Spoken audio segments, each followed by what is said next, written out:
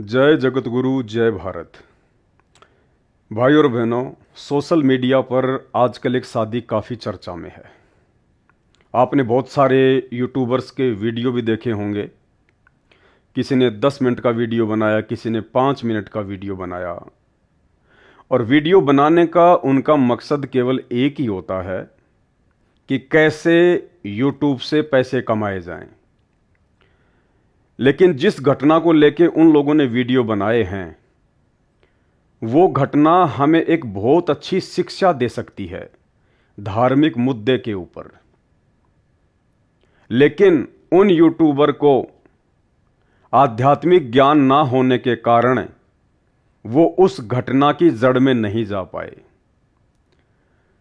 मेरे ऊपर मेरे पूज्य गुरुदेव भगवान परमपिता परमेश्वर जी की विशेष मेहर है कि उनके आशीर्वाद से मैंने इस घटना के मर्म को समझा और उन्हीं की सत्प्रेरणा से आप सभी भाई बहनों के बीच में ये वीडियो लेकर आया हूँ। वीडियो के टाइटल से आप समझ ही गए होंगे कि मैं किस मुद्दे पर बात करना चाहता हूँ। हिंदू मुस्लिम विवाह पर ऐतराज क्यों।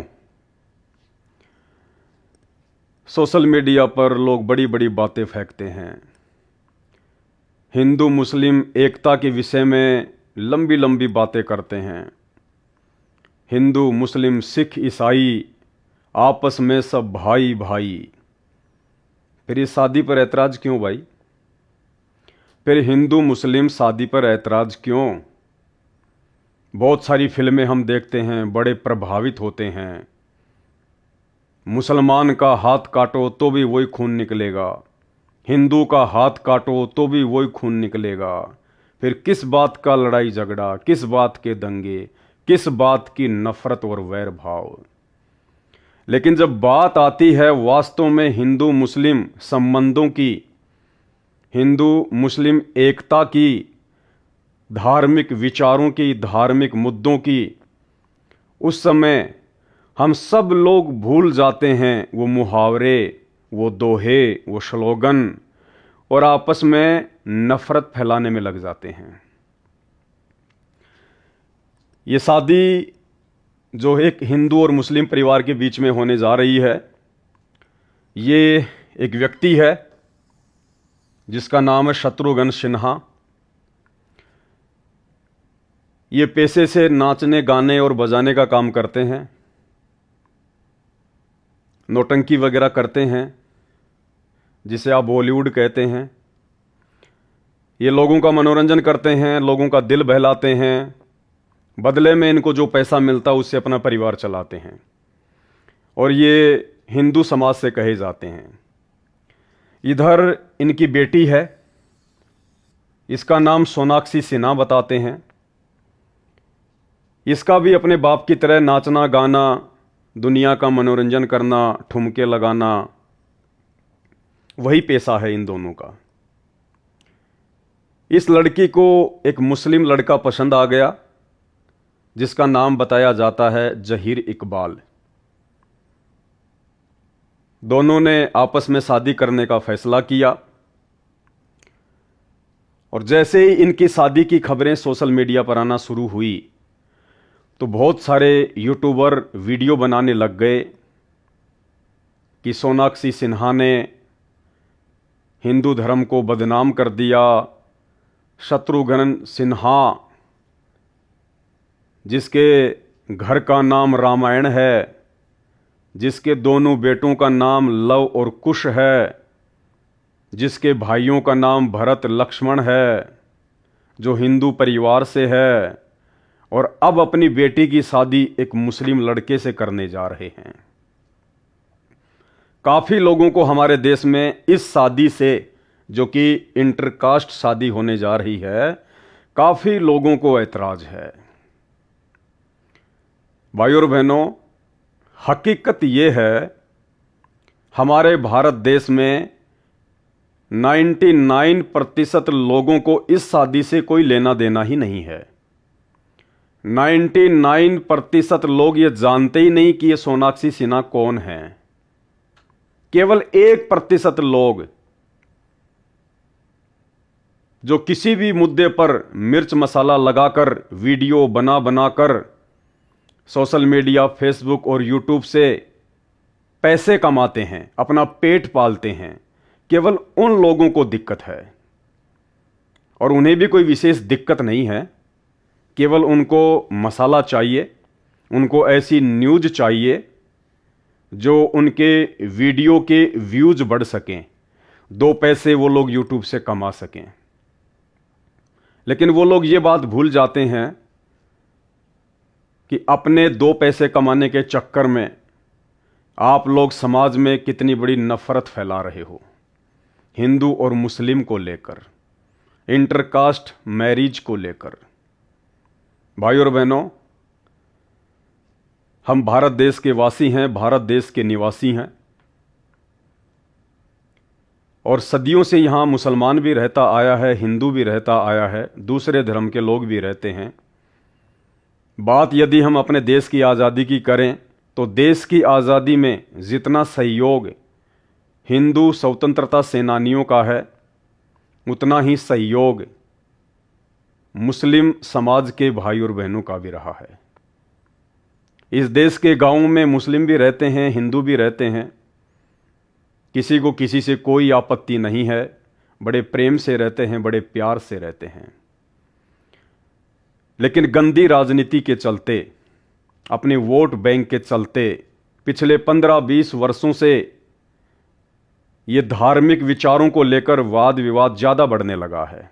बहुत सारे यूट्यूबर वीडियो बनाते हैं कि तीसरा विश्व युद्ध धर्म को लेकर होगा, धार्मिक कट्टरता को लेकर होगा। तो मेरे पूज्य गुरुदेव भगवान ने मुझे सत प्रेरणा की कि क्यों ना इस मुद्दे पर एक छोटा सा वीडियो बनाया जाए, और जितने भी हिंदू मुस्लिम भाई बहन हैं जो आध्यात्मिक दृष्टि से बिल्कुल नीचे गिर चुके हैं, आध्यात्मिक दृष्टि से जिनका पतन हो चुका है, भले ही उन्होंने कोई आचार्य शंकराचार्य को अपना गुरु भी बना रखा है, भले ही वो मंदिर, मस्जिद, चर्च और गुरुद्वारों में भी जाते हैं, भले ही वो सत्संगों और जागरण में भी जाते हैं, लेकिन वो तमाम भक्ति विधि शास्त्रों के विपरीत कर रहे हैं। और शास्त्रों के विपरीत भक्ति विधि होने से निरंतर उनका आध्यात्मिक स्तर नीचे गिरता जा रहा है। भक्ति करके भगवान को क्या खाक प्राप्त करेंगे? अभी तक जो लोग धर्म और जाति के बंधनों से बाहर नहीं निकले, धर्म और जातियों की बेड़ियों में बंधे हुए हैं, वो कैसे परमात्मा प्राप्ति करेंगे? कबीर जी कहते हैं, पक्षा पक्षी के कारणे, पक्षा पक्षी यानी पक्ष और विपक्ष, पक्षा पक्षी के कारणे सब जग रहा भुलान, निष्पक्ष होके हरि भजय सोहे संत सुजान। एक नेक इंसान, एक नेक व्यक्ति, एक नेक भगत वही हो सकता है जो पक्ष और विपक्ष से दूर हटकर एक अच्छी सोच अपने अंदर रखता हो। तो मेरे गुरुदेव भगवान ने मुझे एक प्रेरणा की कि आध्यात्मिक स्तर पर जिस कदर दोनों धर्मों का पतन हो चुका है, हिंदू और मुसलमानों का, और छोटी छोटी धार्मिक बातों को लेकर एक सेकंड में बहुत बड़ा विवाद खड़ा कर देते हैं, उनको आज इस घटना के माध्यम से एक वीडियो बनाकर समझाया जाए कि तुम क्या हो, कहां से आए हो, क्यों तुमने जन्म लिया, और जन्म लेकर ये खाना पीना, बच्चे पैदा करना, अंत में मर जाना, क्या यही तुम्हारा कर्म है? यदि यही तुम्हारा मुख्य कर्म है, ये मनुष्य शरीर धारण करके, तो भाई ये कर्म तो जन्म लेना, खाना पीना, बच्चे पैदा करना, उनकी परवरिश करना, उनमें मोह ममता रखना और अंत में मर जाना, ये कर्म तो जानवर भी करता है, कुत्ता भी करता है, पक्षी भी करते हैं।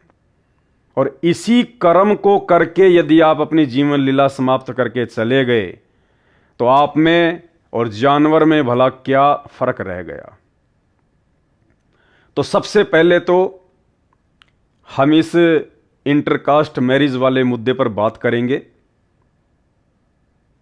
क्या हिंदू मुस्लिम आपस में शादी नहीं कर सकते? क्या उस परमपिता परमेश्वर की तरफ से कोई बाध्यता है? क्या इंसान को बनाते समय उस अल्लाह ने, उस खुदा ने, उस परमात्मा ने ऐसा कोई नियम बनाया है? क्या ये धर्म, ये जातियां उस परमात्मा ने बनाई है? अगर आपकी नजरों में उस परमात्मा ने, उस अल्लाह ने धर्म बनाए, जातियां बनाई, तो सबसे बड़ा इंसान का दुश्मन फिर वो अल्लाह है, वो परमात्मा है, वो भगवान है, जिसने इंसान बनाया और इंसान को फिर जाति और धर्मों की सरहदों में बांट दिया, लड़ने, झगड़ने, मरने और काटने के लिए। तो आज इसी मुद्दे पर हम बात करेंगे। इस वीडियो पर हम आगे बढ़ें उससे पहले हम उसी परमपिता परमेश्वर अल्लाह अकबर का जयकारा लगाते हैं, जिसने ये सृष्टि बनाई, ये कायनात बनाई, जिसने इंसान बनाया। उसके जयकारे के साथ हम वीडियो की शुरुआत करते हैं। परमपिता परमात्मा सारी सृष्टि के रचनहार, कुल मालिक, असंख्य ब्रह्मांडों के स्वामी, जगत गुरु, तीनों लोकों में प्रवेश करके सबका धारण पोषण करने वाले राजाधिराज, आत्माधार, नाथों के नाथ, देवों के देव महादेव, सर्वेश्वर महेश्वर, मृत्युंजय, अजरो अमर, आदि अनादि, सनातनी प्रभु, जगत पिता जगदीश्वर, श्री श्री 1008 की उपाधि के वास्तविक अधिकारी, अकाल मूरत शब्द स्वरूपी राम, वासुदेव, सर्वगतम ब्रह्म, परम पूज्य, प्रथम पूज्य, परम संत, परम पुरुष, परम धनी, परम दयालु, सत्य कबीर, हक्का कबीर, अल्लाहु कबीर, अल्लाहु अकबर, बाखबर, अल्लाह ताला, जगत के तारणहार, जगत के मुक्तिदाता, जगत के जगन्नाथ, हारे के सहारे, हिंदुओं के राम, मुसलमानों के अल्लाह, सिखों के वाहिगुरु, ईसाइयों के मसीह,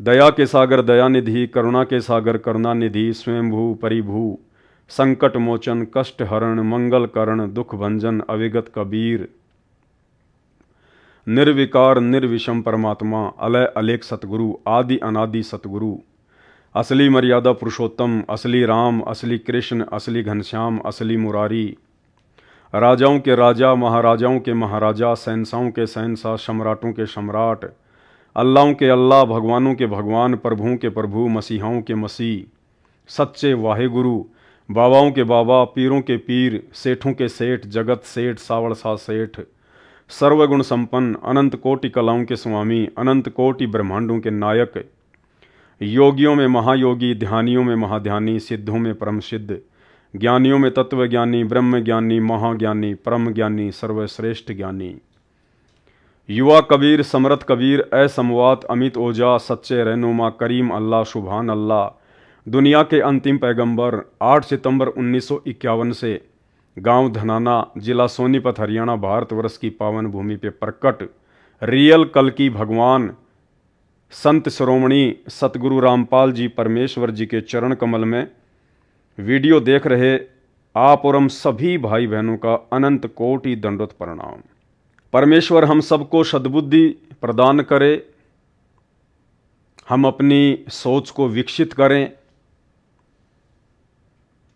हिंदू मुस्लिम मुद्दों के ऊपर, छोटी छोटी बातों के ऊपर बच्चों की तरह लड़ना झगड़ना बंद करें, और उस अल्लाह, उस परमेश्वर ने जिस मुख्य कार्य के लिए आप और हमें 84 लाख योनियों से भिन्न जो ये मनुष्य योनि प्रदान की है, ये मनुष्य शरीर प्रदान किया है, हम इसका सदुपयोग करें। जिस कर्म को करने के लिए अल्लाह ने ये चोला हमें दिया है, हम उस कार्य को करने की दिशा में आगे बढ़ें। और उस कार्य को आप तभी कर सकते हो जब आपको इस बात की जानकारी हो, और इस बात की जानकारी आपको पूरी पृथ्वी पर सिवाय एक महापुरुष परमपिता परमेश्वर सतगुरु रामपाल जी के अतिरिक्त, आप चाहे किसी भी धर्म से संबंधित हैं, कोई भी धर्मगुरु आपको यथार्थ जानकारी नहीं दे सकता। आप जितना प्रयास करोगे उतना ही धर्म और जातियों की जंजीरों में बंधते चले जाओगे,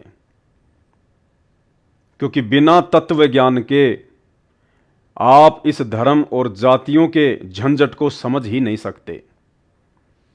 तो सतगुरु रामपाल जी परमेश्वर जी ने, जो कि स्वयं परमात्मा हैं, पूर्ण ब्रह्म हैं, अल्लाहु अकबर हैं, जो आज धरती पर प्रकट हैं, आप और हम इंसानों को समझाने के लिए इंसान रूप में धरती पर प्रकट हैं। देखो, भगवान आते हैं तो कोई सींग लगाकर नहीं आते। भगवान आएगा तो कोई पूंछ लगा के नहीं आएगा। भगवान आएगा तो किसके लिए आएगा? इंसानों के लिए आएगा। जानवरों के लिए भगवान नहीं आता, क्योंकि मनुष्य योनि जो है वो कर्म योनि है। मनुष्य योनि मोक्ष प्राप्त कर सकती है। मनुष्य योनि अल्लाह को प्राप्त कर सकती है। मनुष्य योनि पूजा कर सकती है, इबादत कर सकती है। आप एक गधे या कुत्ते को बैठाकर समझाओ कि राम कौन है, हजरत मोहम्मद कौन है, ईसा मसीह कौन है, कितना भी समझाओ वो नहीं समझ पाएगा। आप उस गधे और कुत्ते को भक्ति और इबादत के विषय में समझाओ, वो नहीं कर पाएगा, क्योंकि ये विशेष योग्यता उस अल्लाह ने, उस परमात्मा ने केवल आप और हम इंसानों को बख्शी है। और यदि हमने इसका फायदा नहीं उठाया वर्तमान में मनुष्य शरीर प्राप्त करके, तो अंत में फिर हमें उन्हीं योनियों में जाना पड़ेगा, गधे, कुत्ते और सूअर की योनियों में, 84 लाख योनियों में। आप अपने आसपास गधे, कुत्ते, सूअर, बैल, मक्खी, मच्छर, कीट, पतंग, शेर, भालू, गीदड़, लोमड़ी, दुनिया भर के जानवर और पशु पक्षी देखते हैं। कौन है ये? क्यों घूम रहे हैं गलियों में गंद खाते हुए? सूअर सारा दिन गटर में नाक रगड़ता हुआ क्यों घूम रहा है? कुत्ता लैट्रिन खाता हुआ क्यों घूम रहा है? गायें आवारा पशुओं की तरह रोडों पर क्यों घूम रही हैं? सर्दी, गर्मी, बरसात, ओले, इन सभी प्रकार की आपदाओं को ये क्यों झेल रहे हैं? आप तो गर्मी लगते ही एसी ऑन कर लेते हैं, कूलर चला लेते हैं, छाया का प्रबंध कर लेते हैं। भूख लगती है तो किसी रेस्टोरेंट में जाकर भोजन कर लेते हैं, घर पर जाकर खाना बनवा कर खा लेते हैं। चाय पीने की इच्छा होती है, चाय पी लेते हैं। जूस पीने की इच्छा होती है, जूस पी लेते हैं। घूमने की इच्छा होती है, एरोप्लेन का टिकट बुक करवा लेते हैं, बस और ट्रेन का टिकट बुक करवा लेते हैं। कुल्लू, मनाली, शिमला, मसूरी, मुन्नार, दार्जिलिंग चले जाते हैं, देश विदेश चले जाते हैं। आपके शरीर में कोई बीमारी है, कोई रोग है, आप तुरंत डॉक्टर की सलाह ले लेते हैं। और यही सारी चीजें, सर्दी, गर्मी, बरसात, शारीरिक परेशानियां, ये उस कुत्ते को भी महसूस होती हैं, उन जानवरों को भी होती हैं। लेकिन वो बेचारा कहे तो किससे कहे? उसकी सुनने वाला कोई नहीं है। भूख लगती है, उसको रोटी खिलाने वाला कोई नहीं है। प्यास लगती है, उसको पानी पिलाने वाला कोई नहीं है। कहीं किसी गंदी नाली में जाकर अपनी प्यास बुझाएगा, घर घर जाकर एक एक टूक खाकर अपना पेट भरेगा। कोई टूक देगा तो कोई लठ देगा। ये तमाम प्रकार की योनियां, पशु पक्षी इतने कष्ट क्यों उठा रहे हैं, जिन्हें हम रोज देखते हैं? हम अपने बच्चे को तो खेत में हल में नहीं जोतते, बैल को क्यों जोतते हैं?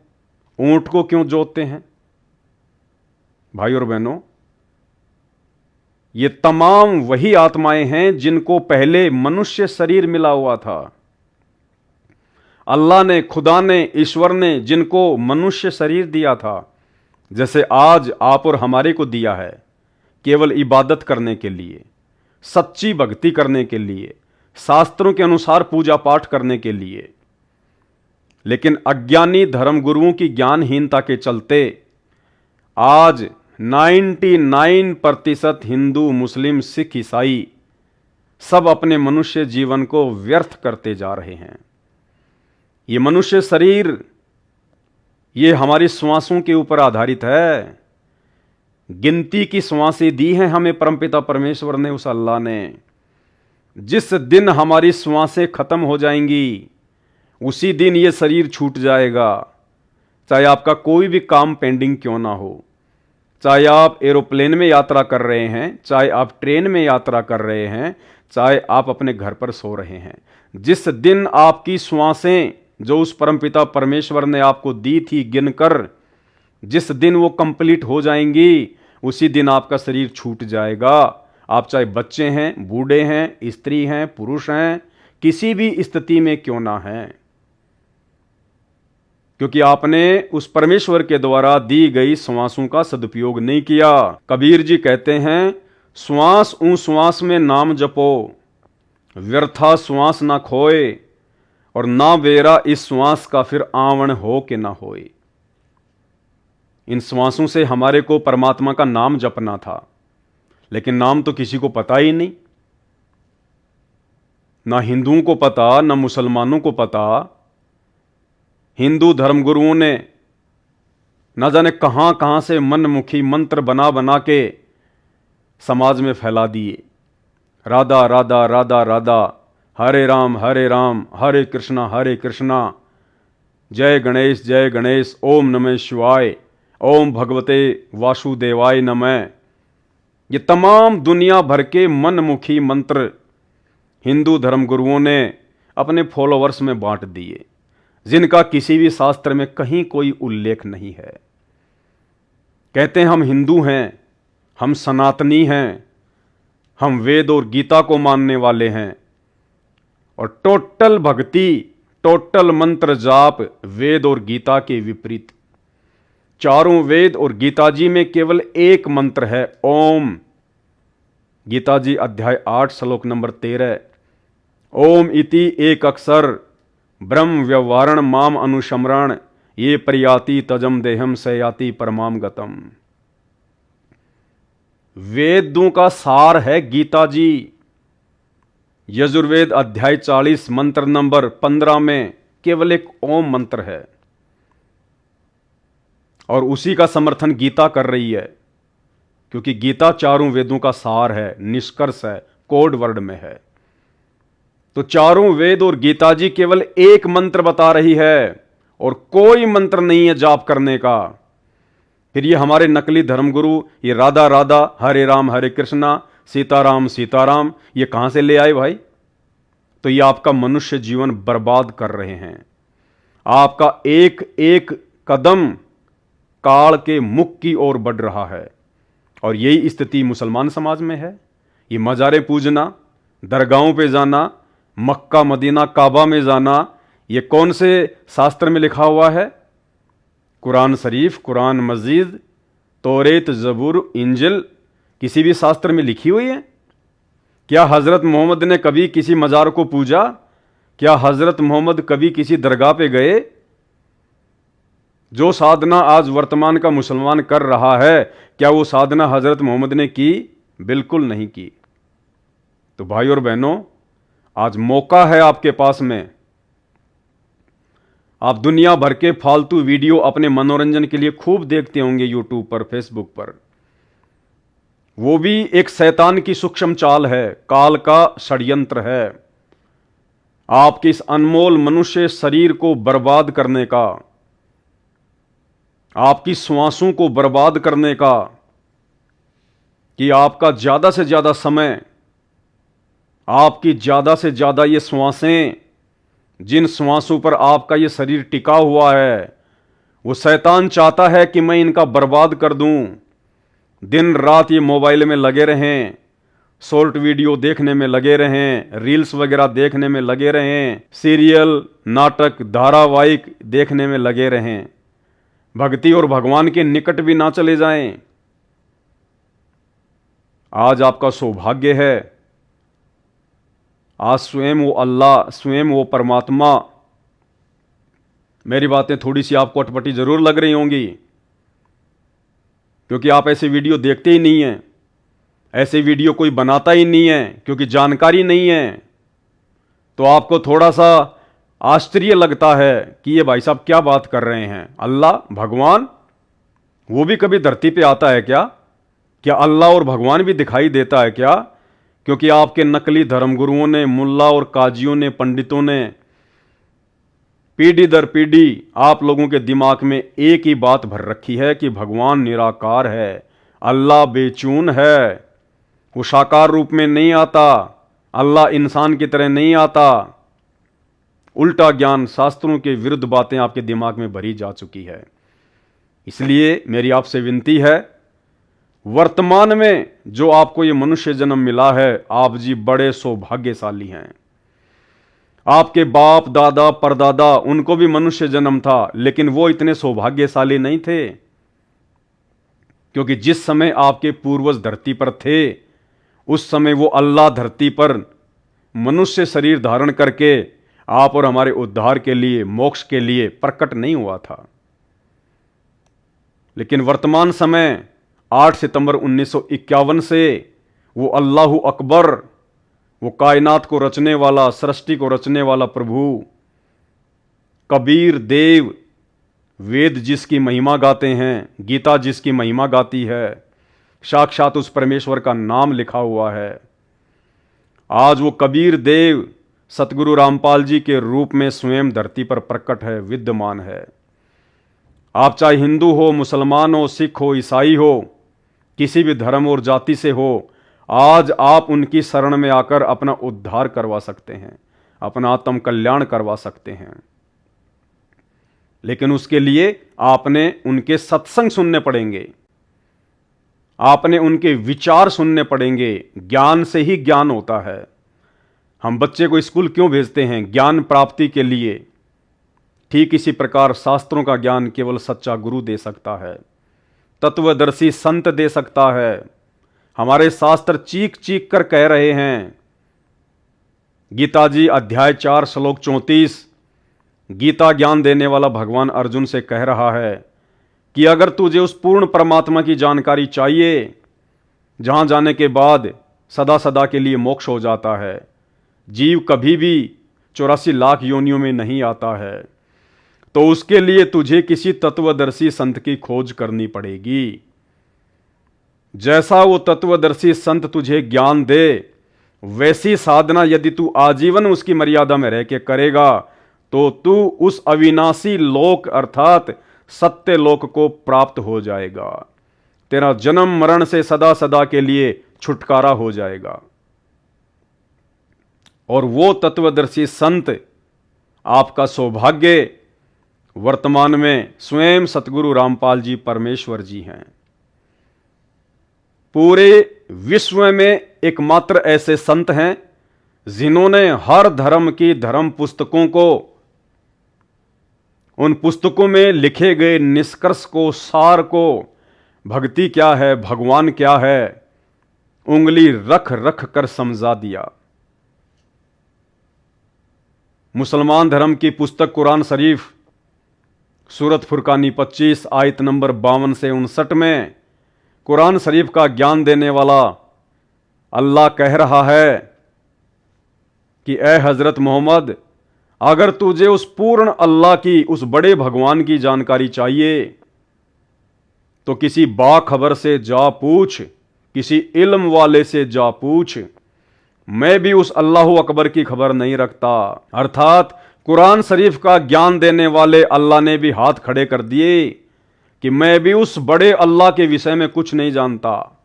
कोई बाखबर बताएगा, कोई इल्म वाला बताएगा।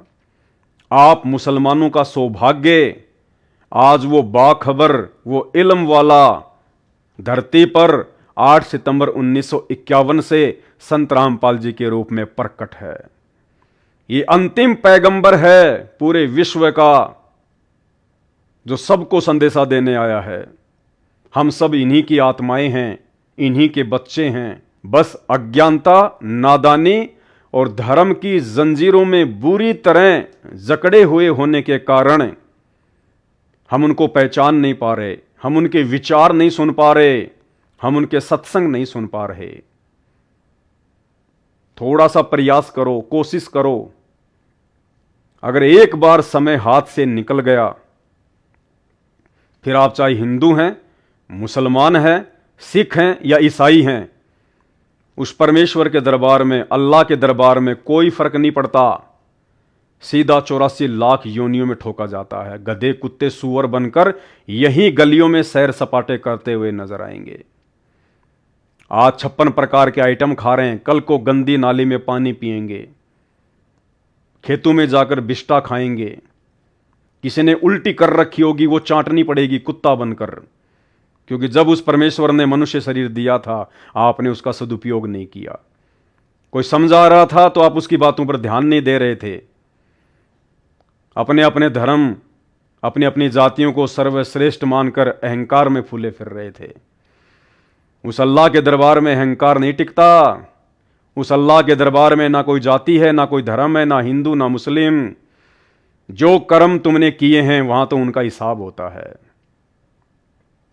भाई और बहनों, आज मेरा छोटा सा प्रयास है इस वीडियो के माध्यम से आप दोनों धर्मों के लोगों को, हिंदू और मुसलमानों को यह समझाने का कि कोई मजहब, कोई धर्म ना तो अल्लाह ने बनाए ना भगवान ने बनाए, हम इंसानों ने बनाए, अपनी नादानी और अज्ञानता के कारण बनाए। हम दोनों धर्मों के लोगों ने अपनी ज्ञानहीनता के चलते, धर्मशास्त्रों की आधी अधूरी जानकारी होने के चलते और इन नकली और पाखंडी धर्मगुरुओं के चक्कर में पड़ने के चलते हमने अपने भगवान को बांट लिया, अपने बाप को बांट लिया। कोई कहे मारो राम बड़ो है, कोई कहे खुदाई रे, कोई कहे ईसा मसीह बड़ो, ये बाटा रहे लगाई रे। हिंदू कहते हैं कि हमारा राम बड़ा है, मुसलमान कहते हैं हमारा खुदा बड़ा है, ईसाई कहते हैं हमारा मसीहा बड़ा है। ये बाटा रहे लगाई रे, हमने बांट लिया अपने बाप को, अपने अल्लाह को, अपने परमेश्वर को।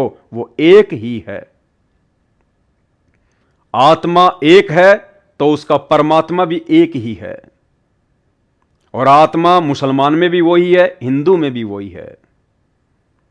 केवल हमारी नादानी है जो हम इन धर्म और जातियों के चक्कर में पड़कर अपने भगवान को भूल चुके हैं, उसकी पहचान से कोसों दूर हो चुके हैं। और यदि कोई बताने के लिए आए, यदि कोई बताए तो हम सुनने को तैयार नहीं, समझने को तैयार नहीं। जिस प्रकार एक पिता की 4 संतान, छोटे छोटे बच्चे 4, और पिता जब शाम को घर वापस आता है अपनी मजदूरी करके, बच्चे दरवाजे पर खड़े होकर कहते हैं कि देखो देखो मेरा पापा आ गया। दूसरा बेटा कहता है नहीं नहीं नहीं, वो तो मेरा डैडी है, मेरा डैडी। तीसरा बोलता है अरे नहीं नहीं, वो तो मेरा पिताजी है, मेरा पिताजी। और चौथा कहेगा नहीं, वो मेरा बाप है, मेरा बाप। अब उन नादान बच्चों को कौन समझाए कि डैडी भी उसी को कहते हैं, पापा भी उसी को कहते हैं, फादर भी उसी को कहते हैं, पिताजी भी उसी को कहते हैं, बाप भी उसी को कहते हैं। और जो आ रहा है सामने से वो एक ही है। उन चारों बच्चों का पिता वो एक ही है। तो आज आप चाहे कितने बड़े पद पर हैं, आप कितने बड़े वैज्ञानिक हैं, आप कितने बड़े इंजीनियर, डॉक्टर और साइंटिस्ट क्यों ना हैं, आप कितने बड़े धर्मगुरु क्यों ना हैं, आप किसी भी धर्म से संबंधित क्यों ना हैं, अध्यात्म को लेकर आपकी बुद्धि का स्तर भी उन छोटे छोटे नादान बच्चों के जैसा है। और अंत में कुछ भी हाथ नहीं लगेगा, कुछ भी। खाली आए थे खाली जाओगे। ये पद प्रतिष्ठा, ये धन दौलत, ये रुतबा, ये मान बढ़ाई, ये शोहरत, ये कारोबार, ये सब यहीं रह जाएगा, कुछ नहीं जाएगा। केवल आपकी भक्ति और आपके वो कर्म जाएंगे जो आपने पूरी जिंदगी किए हैं। और सच्चे गुरु की शरण बिना, तत्वदर्शी संत की शरण प्राप्त किए बिना, आप चाहे कितने बड़े आचार्य और शंकराचार्य की शरण में क्यों ना हो, आप जिंदगी में कभी भी सदकर्म नहीं कर सकते। आप आध्यात्मिक सत्कर्म नहीं कर सकते, अच्छे कर्म नहीं कर सकते, आप भक्ति नहीं कर सकते। जितना करोगे उतना नीचे गिरते जाओगे, क्योंकि आपने जाना है दिल्ली। और यदि किसी नादान ने आपका मार्गदर्शन कर दिया, आपको इशारा कर दिया बंबई की तरफ कि दिल्ली इधर है, तो आप चाहे कितना ही क्यों ना चलो, जितना चलोगे उतना ही आप दिल्ली से दूर होते चले जाओगे। तो इसी प्रकार आज धरती पर प्रकट सच्चे गुरु तत्वदर्शी संत स्वयं अल्लाहू अकबर संत रामपाल जी भगवान की शरण प्राप्त किए बिना, उनकी शरण में आकर उनके दिशा निर्देशन अनुसार भक्ति किए बिना आप चाहे किसी भी आचार्य, शंकराचार्य, मुल्ला मौलवी की शरण में क्यों ना है, आप कितने तीर्थ व्रत मक्का मदीना पे चक्कर क्यों ना काट रहे हैं, आप उस परमात्मा से, उस अल्लाह से निरंतर दूर होते जा रहे हैं। तो अब मैं आगे वीडियो में आप हिंदू मुस्लिम दोनों धर्मों के लोगों को यह समझाने का प्रयास करूंगा कि भाई अज्ञानता का चश्मा अपनी आंखों से हटाओ, धर्म और जातियों की बेड़ियों से बाहर निकलो और सोचने समझने का प्रयास करो। समय बहुत तेजी से तुम्हारे हाथों से निकलता हुआ जा रहा है। इन छोटे छोटे मुद्दों को लेकर, हिंदू मुस्लिम शादियों को लेकर इन नफरत फैलाने का काम ना करो, परमात्मा के बहुत बड़े दोषी बन जाओगे। इस टॉपिक पर कोई भी वीडियो बनाने से पहले, हिंदू मुस्लिम या धर्म के मुद्दे पर कोई भी वीडियो बनाने से पहले आपको धर्म के विषय में पूरी जानकारी होनी चाहिए, अन्यथा सिवाय नफरत फैलाने के आप दूसरा कोई काम नहीं कर सकते। तो आज इस छोटी सी घटना के माध्यम से, इस इंटरकास्ट मैरिज वाली घटना के माध्यम से,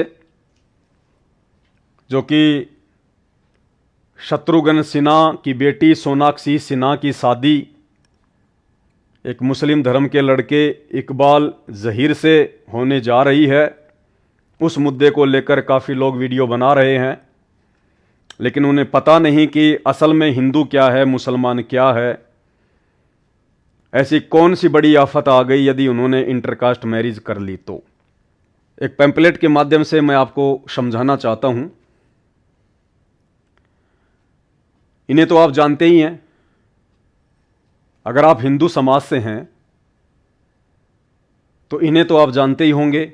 ये हैं ब्रह्मा जी, हमारे हिंदू धर्मगुरु, हमारे सनातनी भाई बहन। श्री ब्रह्मा जी को सृष्टि का उत्पत्ति कर्ता मानते हैं कि नर और नारी की उत्पत्ति, नर और मादा की उत्पत्ति, इंसानों की उत्पत्ति श्री ब्रह्मा जी ने की है। तो आप हिंदुओं के अनुसार यदि श्री ब्रह्मा जी ने ही सृष्टि की उत्पत्ति की है और आप लोगों के अनुसार ब्रह्मा जी सनातनी हैं, ब्रह्मा जी हिंदू हैं, क्योंकि ये ब्रह्मा जी, विष्णु जी, शंकर जी, 33 करोड़ देवी देवता, माई मसाणी, भैरव, भूत, हनुमंत, इनको केवल हिंदू ही पूजते हैं। मुसलमान ब्रह्मा जी की पूजा नहीं करता, मुसलमान विष्णु और शंकर जी की पूजा नहीं करता, देवी देवताओं की पूजा नहीं करता, केवल हिंदू करते हैं। क्योंकि हिंदू इनको अपना भगवान मानते हैं, अपना देवता मानते हैं, सनातनी भगवान मानते हैं। और इनको भी हिंदुओं ने हिंदू धर्म से जोड़ के रखा हुआ है। तो आप भाई बहनों के अनुसार, हिंदुओं के अनुसार, यदि श्री ब्रह्मा जी ने ही सृष्टि की रचना की है तो ब्रह्मा जी ने सबसे पहले हिंदू धर्म बनाया। आप लोगों के अनुसार बता रहा हूं मैं, बाकी ये हकीकत नहीं है। लेकिन जैसा इन अज्ञानी धर्मगुरुओं ने, आचार्य, शंकराचार्य और मंडलेश्वरों ने आपको अज्ञान का घोट पिला रखा है, उस आधार से मैं आपको समझाने का प्रयास कर रहा हूं। जबकि हकीकत क्या है, ब्रह्मा जी हिंदू हैं, मुसलमान हैं, ब्रह्मा जी ने सृष्टि की रचना की है या नहीं की है, या ब्रह्मा जी की भी रचना करने वाला कोई और है, ये यथार्थ जानकारी तो आपको इस ब्रह्मांड में केवल परम पूज्य सतगुरु रामपाल जी के सत्संग सुनने से ही मिल सकती है। यूट्यूब पर जाइए, सर्च कीजिए सृष्टि रचना संत रामपाल जी भगवान। आप ही के धर्मशास्त्रों से उंगली रख रख कर समझा रहे हैं कि ब्रह्मा जी कौन है, ब्रह्मा जी अमर है या जन्मता और मरता है, ब्रह्मा जी की मां का नाम क्या है, ब्रह्मा जी के पिताजी का नाम क्या है, ब्रह्मा जी की उत्पत्ति कैसे हुई, ब्रह्मा को किसने पैदा किया। सारी बातें, अंधकार मिट जाएगा। तो आप हिंदू भाइयों के अनुसार यदि सृष्टि की रचना ब्रह्मा जी ने की है, इंसानों को ब्रह्मा जी ने बनाया है, और आप लोगों ने ठेका ले रखा है देवी देवताओं का, हिंदू धर्म से जोड़ रखा है आपने उनको, तो ब्रह्मा जी ने यदि सृष्टि की रचना की है तो ब्रह्मा जी ने हिंदू धर्म बनाया। अब हिंदू धर्म से फिर मुसलमान धर्म बना होगा आप लोगों के अनुसार, क्योंकि जब सबसे पहले यदि ब्रह्मा जी ने हिंदू धर्म बनाया, ब्रह्मा जी ने यदि स्त्री और पुरुष बनाए हैं, तो सबसे पहले कौन थे? हिंदू थे, क्योंकि ये आपके हिंदू देवता हैं, और हिंदू देवता से जो पैदा होंगे वो भी हिंदू होंगे। तो ब्रह्मा जी ने जो भी स्त्री पुरुष बनाया होगा वो हिंदू होगा, और आगे चल के जो मुसलमान धर्म बना है, सिख धर्म बना, ईसाई धर्म बना है, तो ये भी जाहिर सी बात है हिंदू धर्म से ही निकले। तो हिंदू धर्म से ही मुसलमान धर्म बना, हिंदू धर्म से ही सिख धर्म बना, और हिंदू धर्म से ही ईसाई धर्म बना। कहने का मतलब है आप लोगों के अनुसार वर्तमान के मुसलमान भी हिंदू हैं, क्योंकि हिंदुओं से उत्पत्ति है। वर्तमान के सिख भी हिंदू हैं, क्योंकि यही परंपरा आ रही है। और वर्तमान के ईसाई भी हिंदू हैं, क्योंकि यही से इनका जीवन चक्र चलता हुआ आ रहा है। तो जब हिंदुओं से ही सारे धर्म बने हैं, और सभी धर्मों के मानने वाले हिंदू धर्म से ही निकले हुए हैं, ब्रह्मा जी से सबकी उत्पत्ति हुई है, तो भले ये वर्तमान में मुस्लिम हैं, लेकिन असल में है तो हिंदू आपके अनुसार। तो यदि उस मुस्लिम धर्म को मानने वाले लड़के जहीर इकबाल ने शत्रुघ्न सिन्हा की बेटी सोनाक्षी सिन्हा के साथ में शादी कर ली, तो इसमें आपको आपत्ति क्या है? आपत्ति क्या है? खाली धर्म का ही तो ठप्पा लगा हुआ है, बाकी है तो हिंदू से ही उत्पत्ति। अरे खून तो ब्रह्मा जी का है, उत्पत्ति तो हिंदू धर्म से ही है, सनातन धर्म से ही है। खाली एक मुस्लिम धर्म का ठप्पा ही तो लगा हुआ है, बाकी तो आपका ही भाई है, आप ही लोगों का खून है। फिर आज आपको आपत्ति क्यों हो रही है कि मुस्लिम के साथ शादी कर ली, मुस्लिम के साथ शादी कर ली? तो ये आपकी नादानी, ये आपकी अज्ञानता। यदि आप ऐसा सोच रहे हैं तो क्योंकि आपको अपने इतिहास का नहीं पता, आपको अपनी उत्पत्ति का नहीं पता, आपको हिंदू धर्म की उत्पत्ति का नहीं पता, आपको सनातन की उत्पत्ति का नहीं पता, आपको इस ब्रह्मा जी की उत्पत्ति का नहीं पता, आपको ब्रह्मा जी को उत्पन्न करने वाले की उत्पत्ति का नहीं पता। हां जी, ब्रह्मा जी को उत्पन्न करने वाला कौन, ये सारी जानकारी आपको यूट्यूब पर जाकर सर्च करें, संत रामपाल जी भगवान के सत्संग, सृष्टि रचना संत रामपाल जी, दूध का दूध पानी का पानी हो जाएगा। भूल जाओगे, अपने दिलो दिमाग से निकाल दोगे क्या हिंदू, क्या मुसलमान, क्या सिख, क्या ईसाई, सब दिलो दिमाग से निकल जाएगा। दूध का दूध पानी का पानी हो जाएगा। अज्ञानता का काला चश्मा सेकंडों में उतर जाएगा। ऐसा ज्ञान है सतगुरु रामपाल जी परमेश्वर जी का। दिन में तारे नजर आएंगे कि हम तो अपने आप को बहुत बड़े विद्वान समझ रहे थे, बहुत बड़े ज्ञानी समझ रहे थे। कुछ भी नहीं, 0/0, 0/0। अभी तक तो आपने भक्ति की शुरुआत भी नहीं की है।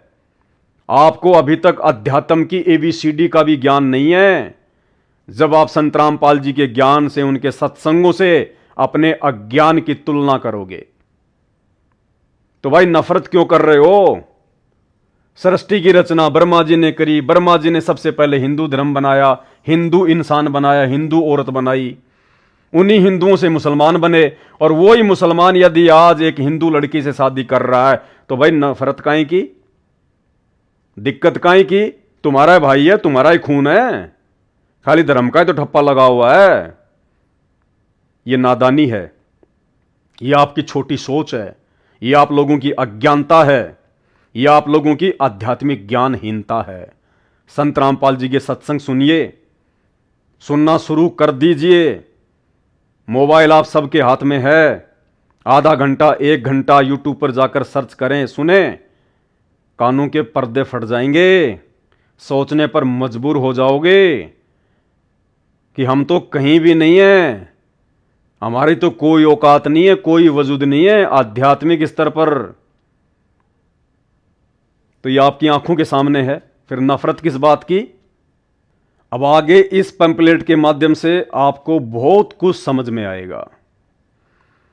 आप भूल जाओगे क्या हिंदू क्या मुस्लिम, क्योंकि अभी आपको ज्ञान नहीं है।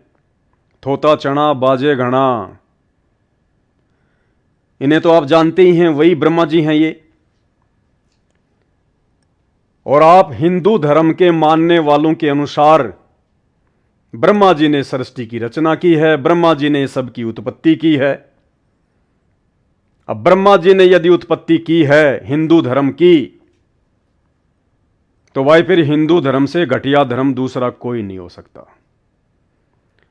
अगर आप हिंदू धर्म के मानने वालों के अनुसार यदि ब्रह्मा जी ने ही हिंदू धर्म की उत्पत्ति की है, यदि ब्रह्मा जी ने ही स्त्री और पुरुष बनाया है, और आगे चल के आपने उसको हिंदू का नाम दे दिया, तो भाई फिर उससे घटिया धर्म कोई और नहीं हो सकता।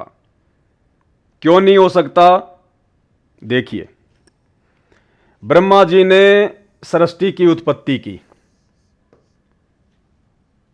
ब्रह्मा जी ने सबसे पहले इंसान बनाया और एक नारी बनाई। ब्रह्मा जी ने अगर इंसानों की उत्पत्ति की होगी तो सबसे पहले एक जोड़ा बनाया ना। जैसे मुसलमान धर्म को मानने वाले कहते हैं कि सबसे पहले आदम और हव्वा बनी, अल्लाह ने, परमेश्वर ने आदम और हव्वा को बनाया, आदम और हव्वा से आगे फिर संतान उत्पत्ति हुई, फिर दुनिया में नर और नारी फैल गए। तो आप हिंदुओं के अनुसार यदि ब्रह्मा जी ने सृष्टि की उत्पत्ति की है तो ब्रह्मा जी ने सबसे पहले एक जोड़ा बनाया है। तो ब्रह्मा जी ने एक बना दिया नर और एक बना दी नारी, यहीं से हुई है फिर सृष्टि की उत्पत्ति। अब ये नर और ये नारी, अब इन दोनों ने शारीरिक मिलन किया, तो दोनों के शारीरिक मिलन से एक लड़का बन गया, एक लड़की बन गई। यानी ये आपस में कौन हुए? भाई बहन। अब आपस में फिर इन्होंने शादी की, क्योंकि और तो कोई है ही नहीं। ब्रह्मा जी ने खाली एक जोड़ा पैदा किया, और उसके बाद में इस जोड़े से जो बच्चे होंगे वो क्या कहलाएंगे? आपस में भाई बहन कहलाएंगे। अब सृष्टि कैसे शुरू होगी आगे? जब तक ये भाई बहन आपस में शारीरिक मिलन नहीं करेंगे, जब तक ये भाई बहन आपस में विवाह नहीं करेंगे, तो सृष्टि आगे कैसे बढ़ेगी? अगर ये दोनों जिनको ब्रह्मा जी ने बनाया यदि ये बच्चे पैदा ना करते तो ये कहां से होते? और यदि ये दोनों भाई बहन आगे शादी नहीं करेंगे, बच्चे पैदा नहीं करेंगे, तो सृष्टि में इतने सारे स्त्री पुरुष कहां से आएंगे? तो मेरे भाइयों और बहनों विचार करो, यदि ब्रह्मा जी ने ही नर और नारी बनाए हैं, तो ब्रह्मा जी के द्वारा बनाई गई नर और नारी से फिर भाई और बहन उत्पन्न हुए। और आज इस विश्व में जितने भी नर और नारी हैं वो सब भाई बहन से पैदा हैं, सब भाई बहन से। मुसलमान भी आपस में भाई बहन से उत्पत्ति, ईसाइयों की भी भाई बहन से उत्पत्ति, हिंदुओं की भी भाई बहन से उत्पत्ति। तो इससे घटिया धर्म और क्या हो सकता है? इससे घटिया और क्या हो सकता है कि भाई और बहन से उत्पत्ति होती आ रही है। अरे जब भाई बहन आपस में मिलकर शादी कर सकते हैं, बच्चे पैदा कर सकते हैं, तो जब आज एक मुसलमान घर का लड़का जहीर इकबाल यदि शत्रुघ्न सिन्हा की बेटी सोनाक्षी सिन्हा से शादी कर रहा है तो उसमें आपत्ति क्या है? जब ब्रह्मा जी के द्वारा रची गई सृष्टि में भाई और बहन से पूरी दुनिया बनी है, तो इन्हीं भाई और बहन से आगे चल के मुसलमान बने हैं, ईसाई बने हैं, हिंदू बने हैं, सिख बने हैं। तो ये तो भाई बहन से पूरी सृष्टि चलती आ रही है। अब आगे चल के कोई मुसलमान बन गया, कोई सिख बन गया, कोई हिंदू बन गया, कोई जैनी बन गया, लेकिन अगर इतिहास में जाओगे तो भाई बहन से उत्पत्ति है। और यदि हिंदू समाज इस बात का ठेका लेता है कि सबसे पहले हिंदू धर्म था, तो भाई फिर इससे घटिया धर्म और क्या हो सकता है? और यदि इस बात का ठेका मुसलमान लेता है कि सबसे पहले अल्लाह ने आदम और हवा को बनाया, आदम और हवा से फिर आगे सृष्टि बनी, तो भाई फिर मुसलमान धर्म से घटिया धर्म और क्या हो सकता है जो भाई और बहन से उत्पत्ति होती आ रही है? लेकिन ऐसा नहीं है भाई और बहनों। इस विषय पर आपको यथार्थ जानकारी, सच्ची जानकारी, और वो जानकारी जो मुसलमान धर्म के शास्त्रों में भी है, हिंदू धर्म के शास्त्रों में भी है, लेकिन हमारे अज्ञानी और पाखंडी धर्मगुरु तत्वज्ञानहीनता के कारण समझ नहीं पाए, आपको बता नहीं पाए। वो यथार्थ जानकारी बताने के लिए आज स्वयं अल्लाहू अकबर परमपिता परमेश्वर सतगुरु रामपाल जी को स्वयं 8 सितंबर 1951 के दिन भारतवर्ष की पावन धरती पे प्रकट होना पड़ा। और सन 1994 से वर्तमान समय तक कई हजारों की संख्या में उन्होंने अपने सत्संग प्रवचन करके छोड़ दिए। अगर आपको जानकारी चाहिए तो YouTube पर जाइए, सर्च कीजिए सृष्टि रचना संत रामपाल जी भगवान। आपकी आंखों के आगे से अज्ञानता का सारा अंधेरा हट जाएगा। अब आगे एक और पोस्टर के माध्यम से आप लोगों की आंखें खोलना चाहता हूं, अगर समझ में आ जाए तो। और ये बातें समझने के बाद में एकांत में बैठकर 5 मिनट विचार करना कि हम किस दुनिया में घूम रहे हैं, हमें करना क्या चाहिए था और हम क्या कर रहे हैं। जितने भी हिंदू धर्म को मानने वाले फॉलोवर हैं, भाई बहन हैं, उनमें से कुछ एक प्रतिशत जो किसी न किसी धार्मिक संगठन से जुड़े हुए हैं और आपस में धर्म के नाम पर आग फैलाकर, नफरत फैलाकर जो अपना पेट भर रहे हैं। बाकी लोगों को कोई मतलब नहीं है, हिंदू मुस्लिम से कोई दिक्कत नहीं है। 90% मुसलमान और 90% हिंदू जो गांव में रहते हैं, शहरों में रहते हैं, उन्हें कोई मतलब नहीं है इन बातों से। वो ना लड़ना चाहते, ना झगड़ना चाहते, ना फालतू में कोई विवाद खड़ा करना चाहते। उन बेचारों को 2 टाइम की रोजी रोटी से ही फुर्सत नहीं है।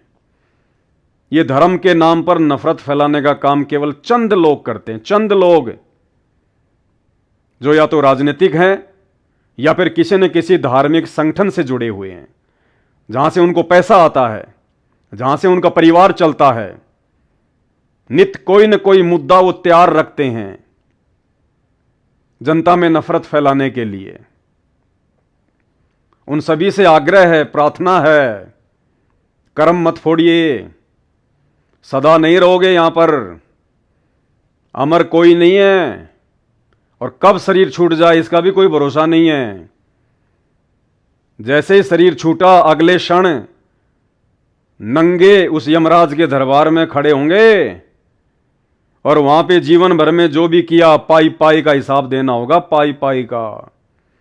कबीर जी कहते हैं, तुमने उस दरगाह का महल नहीं देखा और धर्मराज के तिल तिल का लेखा।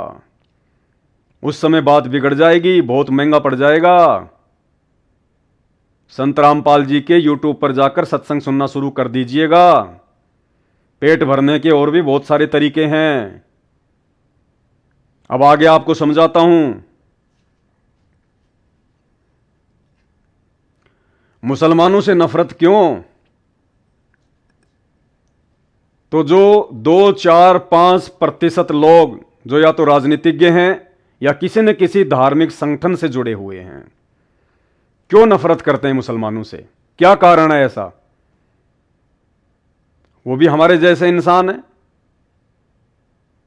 वो भी उसी मां के गर्भ से आए हैं, उसी प्रोसीजर से हिंदू पैदा हुआ है, उसी प्रोसीजर से सिख, ईसाई और जैनी पैदा होते हैं।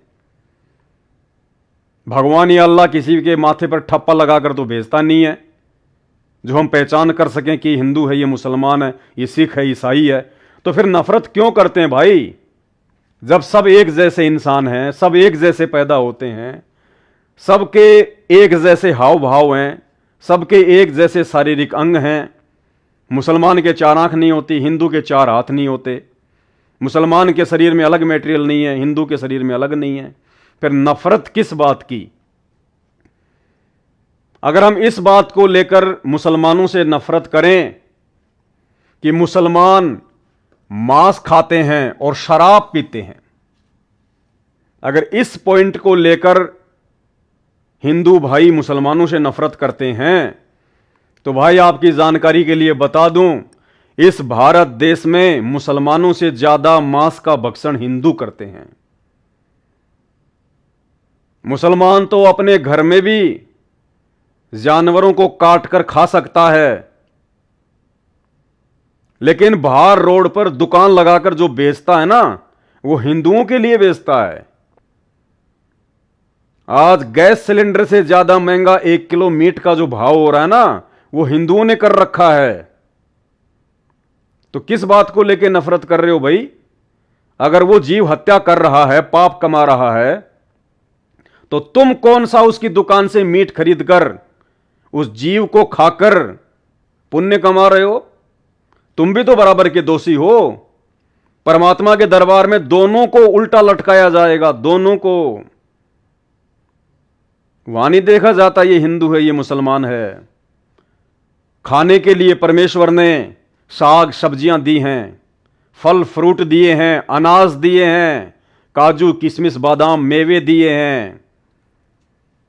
कौन से शास्त्र में लिखा हुआ है कि परमात्मा ने मांस खाने का आदेश दिया? ना बाइबल में लिखा, ना कुरान में लिखा, ना वेदों में, ना गीता में। जबकि वहां तो स्पष्ट लिखा हुआ है कि परमेश्वर ने इंसानों के खाने के लिए छोटे छोटे बीज वाले पौधे दिए हैं। लेकिन आज चारों धर्म के मानने वाले अपने धर्म ग्रंथों की विपरीत क्रियाएं कर रहे हैं, परमेश्वर की आत्माओं को खा रहे हैं। अरे खाना क्या चाहिए था और खा क्या रहे हैं? कुत्तों का भोजन है, कुत्तों का भोजन, मांस मीट, ये तो भेड़िए का भोजन है। लेकिन आज देखो, इंसान में भेड़िए में कोई अंतर नहीं है। भेड़िया भी कच्चा मांस खाता है, इंसान भी कच्चा मांस खा रहा है। तिल तिल का हिसाब देना पड़ेगा उस परमेश्वर के दरबार में, तिल तिल का।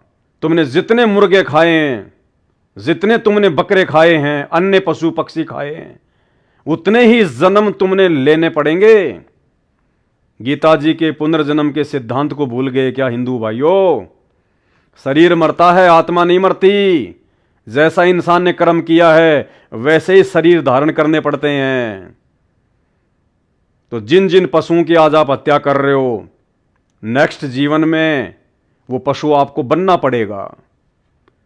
और जिन पशुओं को आपने काटा है वो इंसान बनेंगे, आप पशु बनोगे। और सेम प्रोसीजर होगी, सेम प्रोसीजर। सदना कसाई की कहानी पढ़ लेना, आंखें खुल जाएंगी। यूट्यूब पर जाकर सर्च करना, सदना कसाई संत रामपाल जी भगवान, आंखें खुल जाएंगी। तो अगर मांस और शराब के सेवन को लेकर हिंदू यदि मुसलमानों से नफरत करता है, तो भाई मांस खाने में और शराब पीने में मुसलमानों से 4 कदम आगे हिंदू हैं। तो किस बात की नफरत मेरे भाई?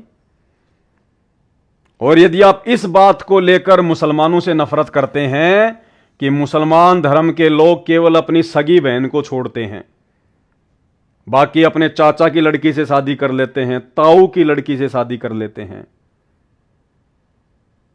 केवल अपनी सगी बहन को छोड़ते हैं, यानी मां के दूध को छोड़ते हैं, बाकी सबसे शादी कर लेते हैं।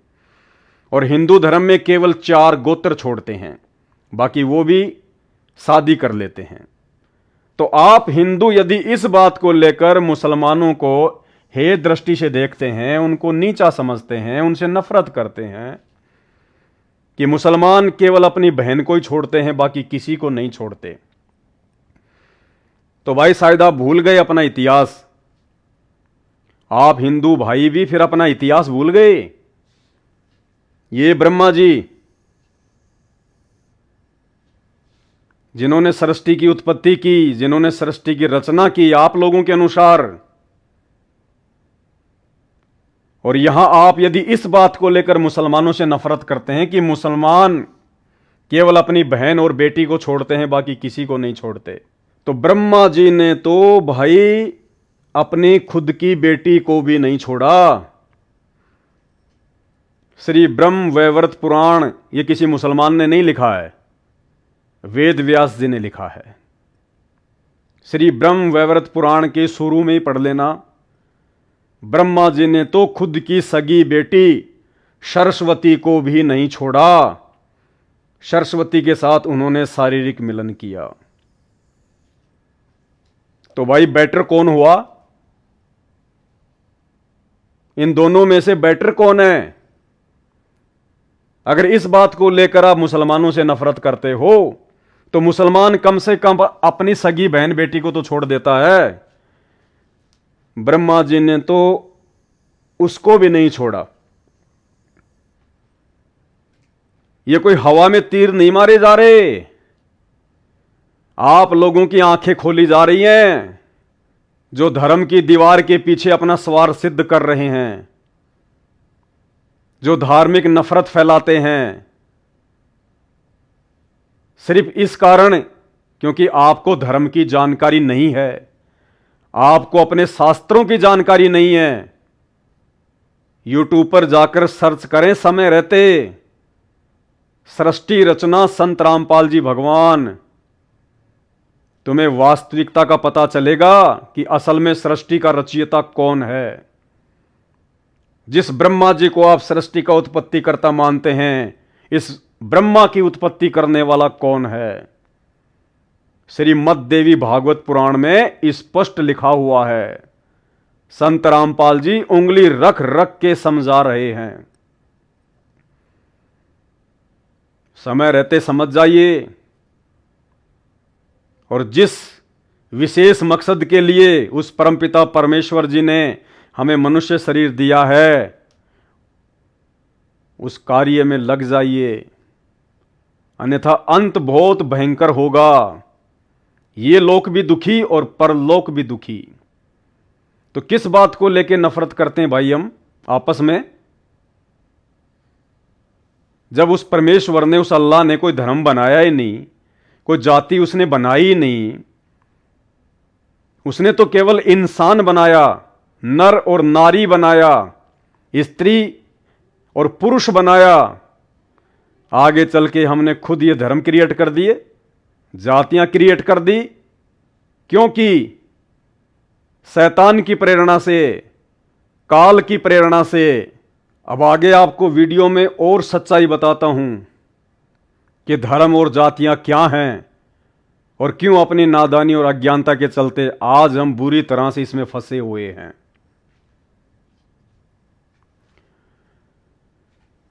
सतयुग में कोई धर्म नहीं था, उसके बाद त्रेता युग में कोई धर्म नहीं था, उसके बाद द्वापर युग में कोई धर्म नहीं था। द्वापर युग के बाद जैसे ही कलयुग शुरू हुआ, शैतान की प्रेरणा से, काल की प्रेरणा से इंसान धर्म और जातियों में बंटना शुरू हो गया। हिंदू धर्म की उत्पत्ति आज से लगभग 3500 वर्ष पहले आदि शंकराचार्य के बाद शुरू हुई है। आदि शंकराचार्य से पहले हिंदू शब्द आपको कहीं भी देखने को नहीं मिलेगा। भारत देश में बौद्ध धर्म का प्रचार तेजी से हो रहा था। देश नास्तिकता की ओर बढ़ रहा था। आत्माओं को नास्तिकता की ओर बढ़ने से रोकने के लिए श्री शिवजी ने, शंकर जी ने अपने लोक से एक आत्मा भेजी जिसको आदि शंकराचार्य कहते हैं। 32 वर्ष केवल उनका जीवन था और 32 वर्ष की आयु में उन्होंने कुछ पुस्तकें लिखी और उन्होंने जो एक संगठन खड़ा किया, जो एक संप्रदाय जो एक खड़ा किया, उसका नाम उन्होंने हिंदू दिया और 4 मठों की स्थापना उन्होंने भारत देश में की। और 32 साल के बाद एक बीमारी से उनकी मृत्यु हो जाती है। उसके बाद हिंदू नाम पड़ा। उसके बाद लगभग 700 वर्ष बाद हजरत ईसा जी, जो कि विष्णु जी के लोक से आए थे, विष्णु जी के लोक से भेजी गई आत्मा हजरत ईसा, उन्होंने ईसाई धर्म की नींव डाली। उसके बाद आज से लगभग 1400 वर्ष पहले हजरत मोहम्मद ने मुसलमान धर्म की नींव डाली, मुस्लिम धर्म की नींव डाली। और आज से लगभग 600 वर्ष पहले श्री नानक जी के द्वारा सिख धर्म की नींव डाली गई। तो सतयुग में कोई धर्म नहीं था, त्रेता में कोई धर्म नहीं था और द्वापर में कोई धर्म नहीं था। यदि कोई धर्म था तो श्री रामचंद्र जी की लाखों की सेना थी। एक भी मुस्लिम सैनिक का नाम बता दीजिए। द्वापर युग में सबसे बड़ी सेना श्री कृष्ण जी की थी, नारायणी सेना। 56 करोड़ तो खाली यादव थे उस समय। सबसे बड़ी सेना थी नारायणी सेना। श्री कृष्ण जी की सेना में एक भी मुस्लिम, सिख या ईसाई सैनिक का नाम बता दीजिए। रामायण में जितने भी पात्र हैं, महाभारत में जितने भी पात्र हैं, एक भी पात्र के नाम के आगे खान लगा हो या कोई इकबाल नाम हो या कोई समरजीत सिंह नाम हो, कोई सिंह नाम आपको देखने को नहीं मिलेगा। रामायण और महाभारत में जितने भी पात्र हैं, किसी भी पात्र के नाम के आगे आपको सिंह नाम देखने को नहीं मिलेगा। ना आपको कोई मुसलमान धर्म से संबंधित सरनेम देखने को मिलेगा, क्योंकि उस समय तक कोई धर्म नहीं था, कोई जाति नहीं थी। आगे चल के यह धर्म और जातियों का विस्तार हुआ है। सतयुग, त्रेता और द्वापर तक केवल वर्ण व्यवस्था थी। वर्ण व्यवस्था, समाज को 4 भागों में बांटा गया था, धर्म और जातियों के आधार से नहीं, कर्म के आधार से। ब्राह्मण, क्षत्रिय, वैश्य और शूद्र। ब्राह्मण का काम था शास्त्रों को पढ़ना और लोगों को बताना धर्म कर्म के बारे में। क्षत्रिय का काम था सीमाओं की सुरक्षा करना। वैश्य का काम था व्यापार करना, बिजनेस करना। और शूद्र का काम था समाज की सेवा करना। कोई जाति नहीं थी, कोई धर्म नहीं था। और उस समय केवल स्वयंवर हुआ करते थे। इंटरकास्ट शादियां हुआ करती थी, किसी को कोई दिक्कत नहीं हुआ करती थी। आगे चल के धर्म और जातियां बन गई, लोगों ने अपने अपने क्षेत्र बांट लिए, जबकि उससे पहले उन युगों में ऐसा कोई सिस्टम नहीं था। वर्ण व्यवस्था थी और उस समय जो शादियां होती थी वो केवल अपने ही वर्ण के अंतर्गत हुआ करती थी। दूसरे वर्ण को नीचा या ऊंचा समझने के कारण नहीं कि शूद्र की लड़की ब्राह्मण के घर में नहीं जा सकती या ब्राह्मण की लड़की क्षत्रिय के घर में नहीं जा सकती, यह सोचकर नहीं।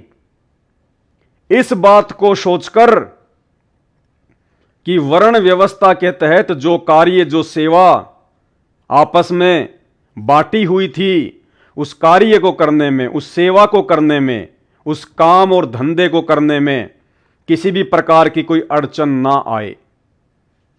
परम पूज्य सतगुरु रामपाल जी परमेश्वर जी ने बताया कि जैसे पहले कोई किसानी का काम करता था, ये किसान है, इसका काम था खेत में हल जोतना, फसल पैदा करना, मेहनत करना, मजदूरी करना।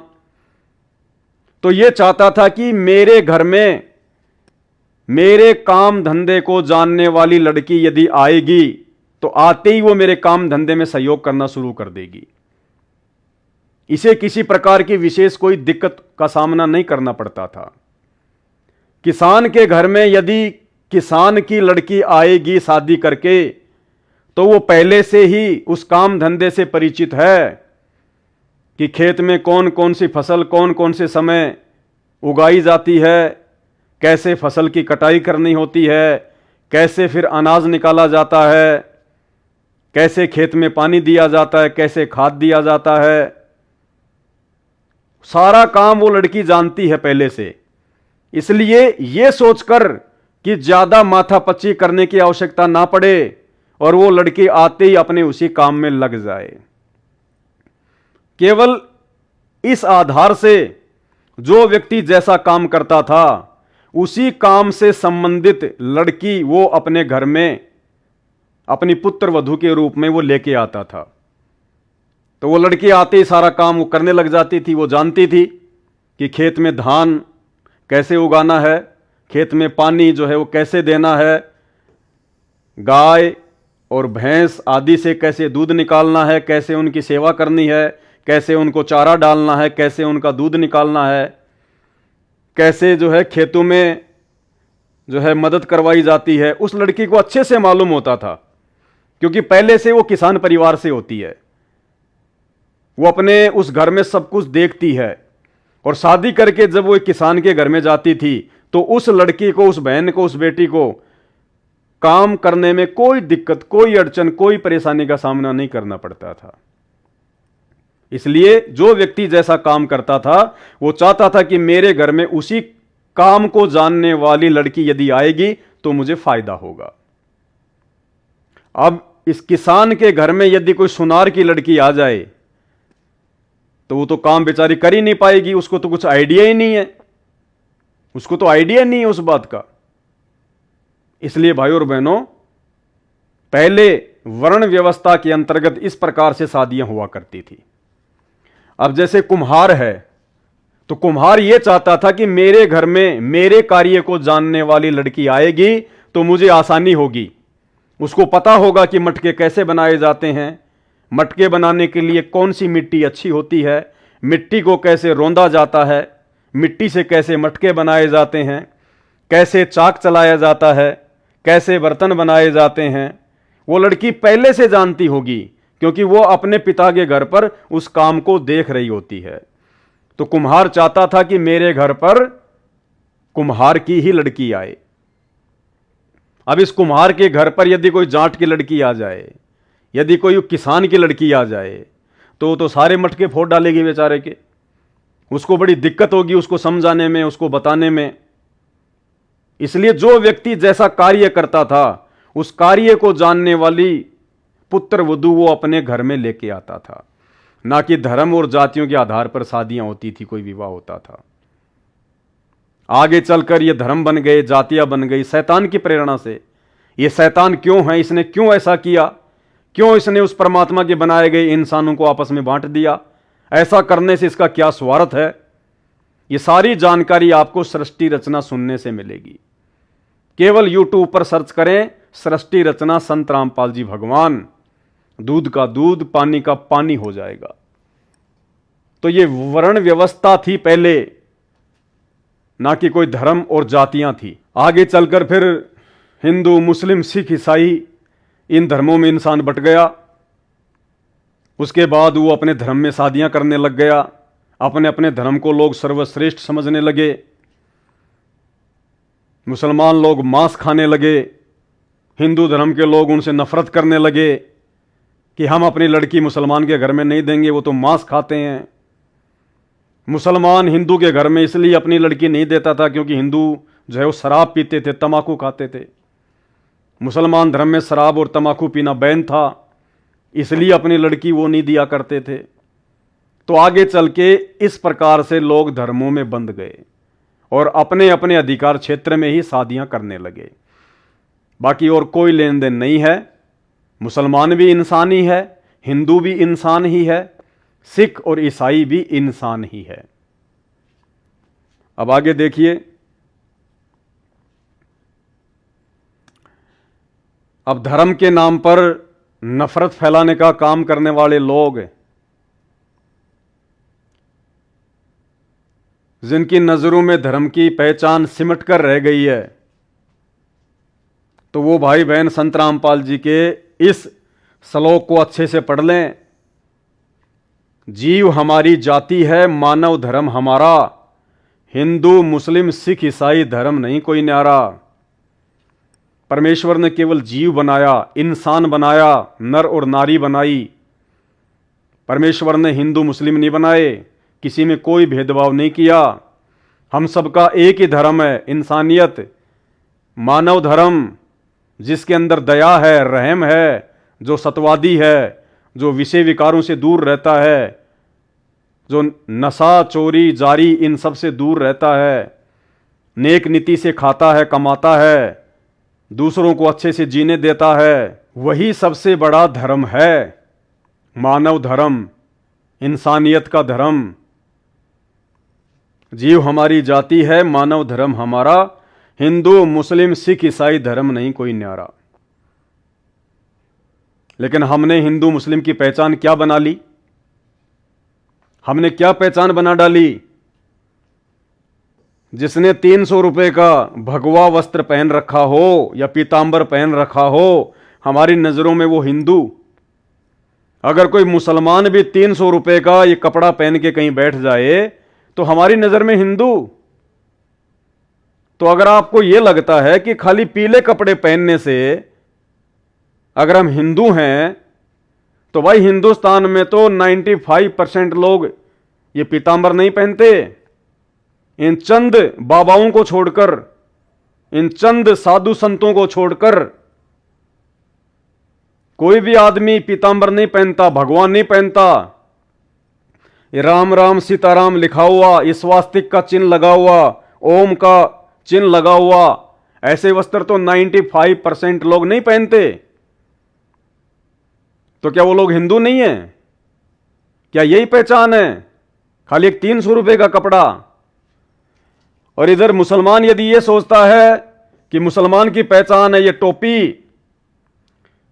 दाढ़ी, मूछ नहीं, अगर इस प्रकार की वेशभूषा अगर मुसलमान की पहचान है, तो भाई तुमने इस इंसान को तो चलो मुसलमान तुमने बना दिया, इसको टोपी पहना दी, मूछें कटवा दी, दाढ़ी बड़ी बड़ी कर ली, घुटने तक का पायजामा पहन लिया, तो तुमने इंसान को तो, जो पुरुष है उसको तो तुमने मुसलमान बना दिया और तुमने इसकी जो है वो खतना कर दी,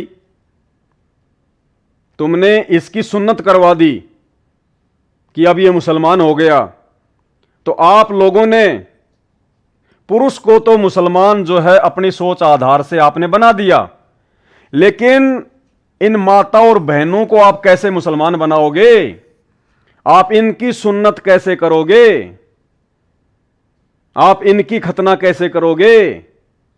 इसकी तो आपने खतना कर दी, ये तो बन गया मुसलमान आपकी नजरों में। अपनी बहन बेटियों की खतना कैसे करोगे? उनकी सुन्नत कैसे करोगे? तो क्या मुसलमान धर्म में जितनी भी बहन बेटियां हैं फिर वो तो मुसलमान नहीं है? वो तो जैसी हिंदुओं की बहन बेटियां वैसे मुसलमानों की बहन बेटियां। इंसान में तो तुमने अंतर कर दिया, आदमी को तो तुमने मुसलमान बना दिया, मूछे कटवा के, दाढ़ी बढ़वा के, सिर पे टोपी, सुन्नत करवा दी। अब ये तो बेचारी, इसके तो दाढ़ी मूछ है ही नहीं, इसके तो जन्म से नहीं होती और ना इसकी कोई खतना हो सकती, ना इसकी कोई सुन्नत हो सकती। तो मुसलमान धर्म में औरत तो फिर मुसलमान है ही नहीं, वो तो जैसी माता बहनें हिंदुओं की वैसे मुसलमानों की। बस यही पहचान है क्या मुसलमान बनने की? भाई हिंदू और मुसलमानों आंखें खोलो, वो रब, वो परमात्मा, वो अल्लाह धरती पे आया हुआ है। सत्संग सुनो, प्रवचन सुनो, इन झूठी पहचानों से बाहर निकलो। तुम्हारी पहचान ये नहीं है, तुम्हारी असली पहचान है जीव। आप चाहे देश के राष्ट्रपति हैं, आप चाहे भिखारी हैं, हम सबकी पहचान है जीव। जीव हमारी जाति है, केवल एक ही जाति है सबकी, जीव, इंसान, मानव।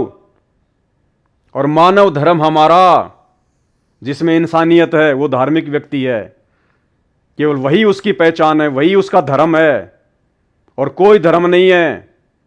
जीव हमारी जाति है, मानव धर्म हमारा, हिंदू मुस्लिम सिख ईसाई धर्म नहीं कोई न्यारा। ये धर्म के ठेकेदारों ने अपने स्वार्थ के लिए काल प्रेरणा से बना डाले धर्म, जिनमें आज आप उलझ के रह गए, सच्चाई को स्वीकार नहीं करना चाहते और अंत में दुर्गति को प्राप्त होते हो, दुर्गति को प्राप्त। तो प्रार्थना है, यूट्यूब पर जाकर सर्च करें सृष्टि रचना संत रामपाल जी भगवान। अपनी सोई हुई आत्मा को जगाइए। अब आगे आपको एक पोस्टर के माध्यम से समझाने का प्रयास करूंगा। जो चंद लोग हिंदू मुस्लिम शादी को लेकर, इंटरकास्ट मैरिज को लेकर, सोनाक्षी सिन्हा और जहीर इकबाल की शादी को लेकर जो वीडियो बना रहे हैं, उछल रहे हैं कि हिंदू होने के बावजूद सोनाक्षी सिन्हा ने मुसलमान के साथ में शादी कर ली। तो कौन है मुसलमान, कौन है हिंदू? आपने इनका नाम तो सुना ही होगा, औरंगजेब। दिल्ली के बादशाह थे ये औरंगजेब। औरंगजेब ने अपने शासनकाल में बाई फोर्स, जबरदस्ती लाखों हिंदुओं को मुसलमान बनाया, लोगों का जबरन धर्म परिवर्तन करवाया। किसने?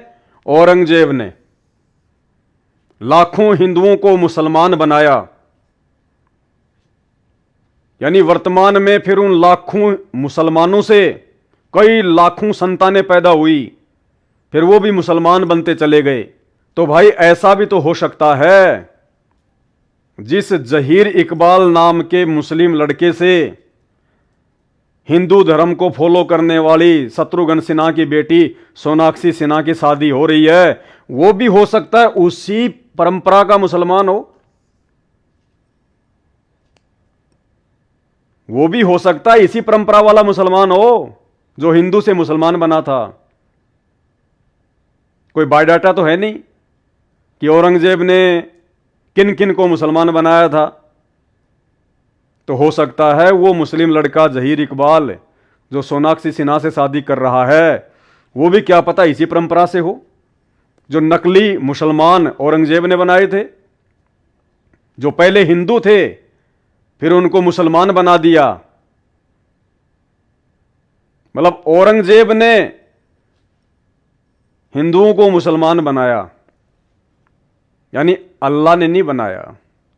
खुदा किसी को नहीं बनाता, वो भगवान, वो प्रभु, वो गॉड ना किसी को हिंदू बनाता, ना किसी को मुसलमान बनाता। हिंदुओं का दाव लग गया तो हिंदू मुसलमानों को हिंदू बना देते हैं, मुसलमानों का दाव लग गया तो मुसलमान हिंदुओं को मुसलमान बना देते हैं। खुद ही आपस में फंसे हुए हैं। हिंदू मुस्लिम बनाने की फैक्ट्री इंसान के हाथ में है, खुदा अल्लाह के हाथ में नहीं है। तो यदि आज वो हिंदू लड़की और मुसलमान लड़का आपस में शादी कर रहे हैं तो भाई किसी के पेट में दर्द क्यों है? क्या पता वो लड़का भी पहले हिंदू था, उसके पूर्वज हिंदू थे, जिसको औरंगजेब ने बाई फोर्स मुसलमान बनाया। तो हिंदू ही तो था, हिंदू से तो मुसलमान बना है। तो वो तो भाई अपने समाज की लड़की से शादी कर रहा है, वो भी पहले हिंदू था, बाद में मुसलमान बन गया। औरंगजेब ने बाई फोर्स बना दिया, डरा के धमका के। तो था तो वो भी हिंदू ही, खाली ठप्पा ही तो मुसलमान का लगा हुआ है। तो दिक्कत क्या हो रही भाई, पेट में दर्द क्यों है? तो विचार करो इन बातों पे। पहले धर्म को जानो, धर्म क्या है, ये धर्म कैसे बने हैं, किसने बनाए हैं? इंसान ने बनाए, इंसान ही मकड़ी के जाल की तरफ फंस गया।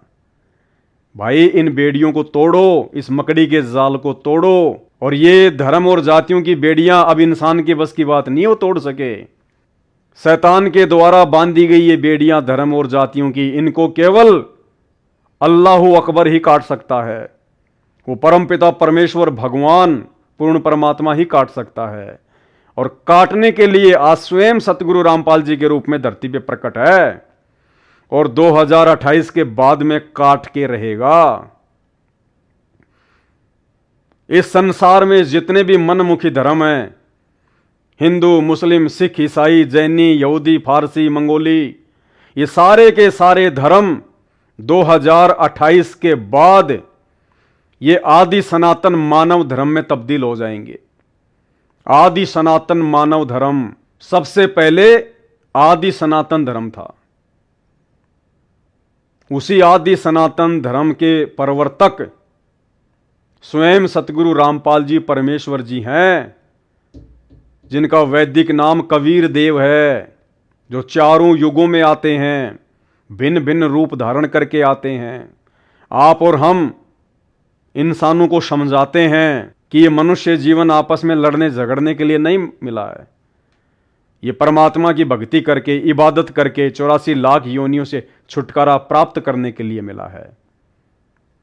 और ये सारी जानकारी केवल उनके सत्संग सुनने से होगी। सत्संग सुनने से तो यूट्यूब पर जाकर सर्च करें, सृष्टि रचना संत रामपाल जी भगवान, दूसरा कोई चारा नहीं है। तो भाई नफरत करने की जरूरत नहीं है।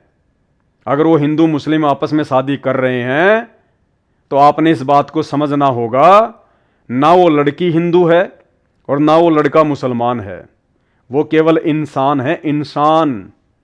तो जो जो भाई बहन, वो चाहे हिंदू हैं या मुसलमान हैं,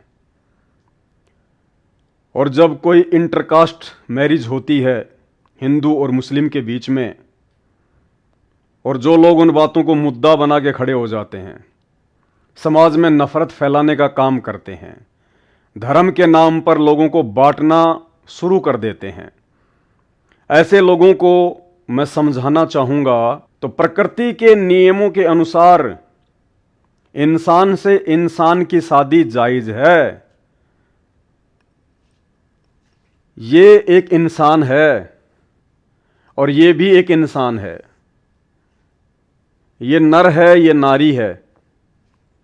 और प्रकृति के नियमों के अनुसार इंसान चाहे मुसलमान हो या हिंदू, स्त्री चाहे मुसलमान हो या हिंदू, पुरुष चाहे अमेरिका का हो, जापान का या हिंदुस्तान का, नारी चाहे पाकिस्तान की हो, ऑस्ट्रेलिया की या अमेरिका की, प्रकृति के अनुसार ये मानव शरीरधारी हैं, ये इंसान योनि में हैं, नर और नारी हैं, पुरुष और मादा है।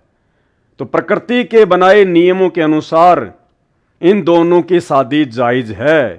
प्रकृति कोई धर्म नहीं देखती, प्रकृति कोई मजहब, कोई जाति, कोई सीमाएं, कोई देश, कोई प्रदेश नहीं देखती है। ये केवल इंसान के बनाए हुए हैं। इंसान ने अपनी सोच और अपनी नादानी से इस प्रकार की बेड़ियां अपने पैरों में डाल रखी हैं। तो प्रकृति के नियम अनुसार ऐसी कोई बाध्यता नहीं है। अब देखिए, ये भी एक कुत्ता है और ये भी एक कुत्ता है, ये मेल है, ये फीमेल है, और इनके रंग रूप से आपको लग रहा होगा ये किसी दूसरे देश का है, ये किसी दूसरे देश की है।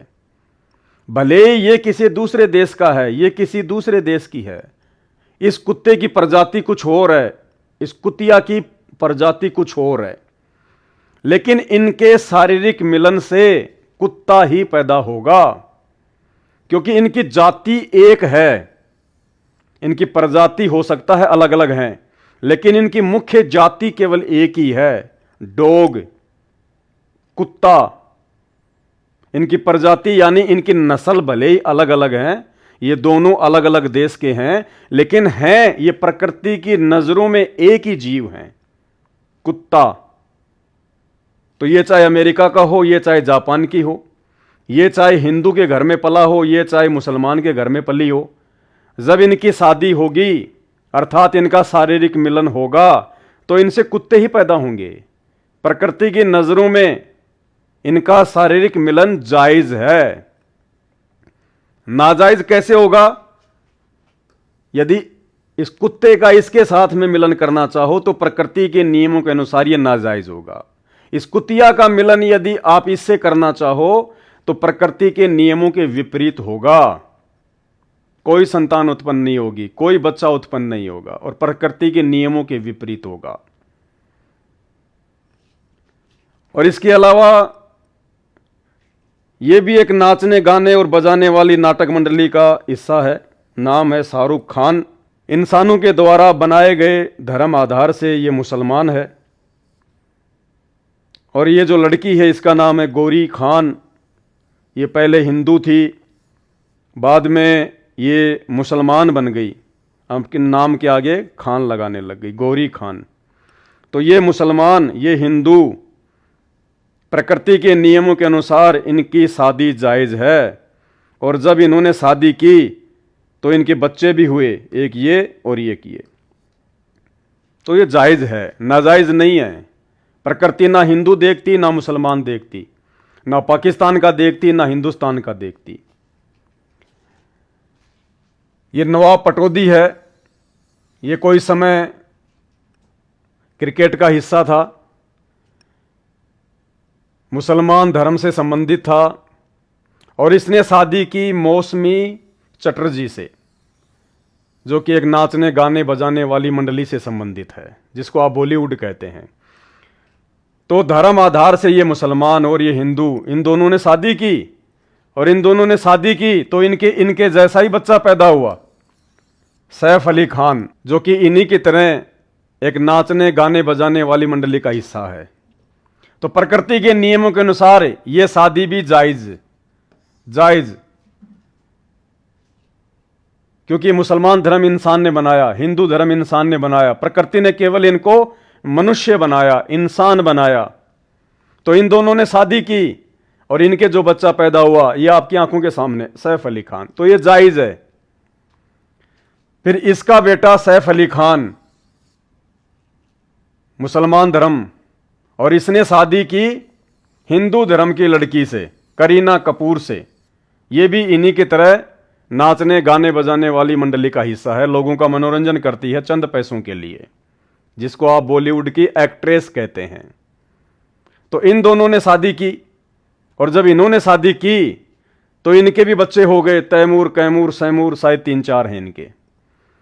तो प्रकृति के नियमों के अनुसार यह भी जायज है। अगर इंसान को इंसान का ही बच्चा पैदा हो रहा है तो उनकी शादी नाजायज नहीं है, प्रकृति के नियमों के अनुसार जायज है। क्योंकि प्रकृति ना हिंदू देखती, ना मुसलमान देखती, ना अमेरिका का देखती, ना जापान का देखती, इंसान होना चाहिए। तो भाई अब अगर ये सोनाक्षी सिन्हा नाम की लड़की ने अगर जहीर इकबाल नाम के लड़के से, जो कि मुसलमान धर्म से संबंधित है, अगर इसने शादी कर ली तो इसमें गुनाह क्या है? अध्यात्म और प्रकृति के नियमों के अनुसार तो कोई गुनाह है नहीं। और आप यदि मनमुखी रूप से इस बात को गुनाह समझें तो ये आपका अपना बुद्धि स्तर है, ये अध्यात्म में नहीं चलता, परमात्मा के दरबार में नहीं चलता है ये। और दूसरी बात भाई और बहनों, जो हिंदू भाई बहन शत्रुघ्न सिन्हा की बेटी सोनाक्षी सिन्हा और मुस्लिम धर्म के लड़के जहीर इकबाल की शादी से नाखुश हैं, वो नाखुश केवल इसलिए हैं क्योंकि उनको अध्यात्म ज्ञान नहीं है, उनको धर्म की परिभाषा का ज्ञान नहीं है, उनको अपने शास्त्रों का ज्ञान नहीं है, उनको परमेश्वर के विधान का ज्ञान नहीं है। खुद धर्म और जातियां बना के खुद ही उनकी बेड़ियों में फंस गए, मनमुखी रूप से अपने आप को सर्वश्रेष्ठ समझने लग गए। तो जिन जिन हिंदू भाइयों को इस शादी से नफरत है कि सोनाक्षी सिन्हा ने हिंदू होते हुए मुसलमान लड़के जहीर इकबाल से शादी क्यों की, तो मैं उन भाइयों को बताना चाहूंगा जो मुसलमानों से नफरत करते हैं अपनी अज्ञानता के चलते। भाई, इस देश का मुसलमान तुम हिंदुओं की रग रग में बसा हुआ है, तुम्हारे खून के कतरे कतरे में बसा हुआ है, तुम्हारी हर एक श्वासों में बसा हुआ है। कहां कहां से मुसलमानों को हटाओगे? ये नफरत केवल एक ढोंग है, पाखंड है, अपनी रोटियां सेकने के लिए, या चंद लोग जो यूट्यूबर हैं उनको मसाला मिल जाता है एक वीडियो बनाने के लिए, यूट्यूब से 2 पैसे कमाने के लिए। बाकी हिंदुस्तान के हिंदुओं की रग रग में मुसलमान बसा हुआ है। मुसलमान के बिना हिंदू अधूरा है। बाहरी दिखावे में चाहे कितनी बात क्यों ना करे, आज हिंदुस्तान के 50% हिंदू जो हिंदू मुस्लिम नफरत की बात करते हैं, आज उन लोगों के पास 3 मिनट का समय अपने खुद के जन्मदाता, अपने माता पिता के पास बैठकर बात करने का समय नहीं होता। लेकिन इस मुसलमान की, सलमान खान, धर्म से मुसलमान, इस मुसलमान की 3 घंटे की फिल्म और जेब से 1000 रुपया बर्बाद करके देखने का समय समय है।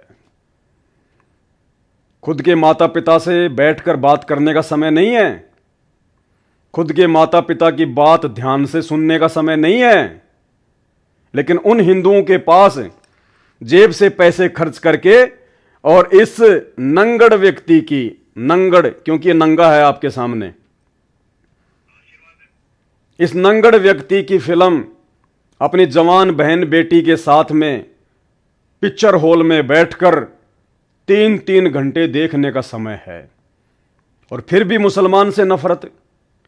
भाई, मुसलमान हिंदुओं के दिलो दिमाग में बस चुका है, रग रग में बस चुका है। खाली दिखावे के लिए नफरत है, बाकी नफरत नहीं है। और कहां कहां मुसलमानों को निकालोगे भाई?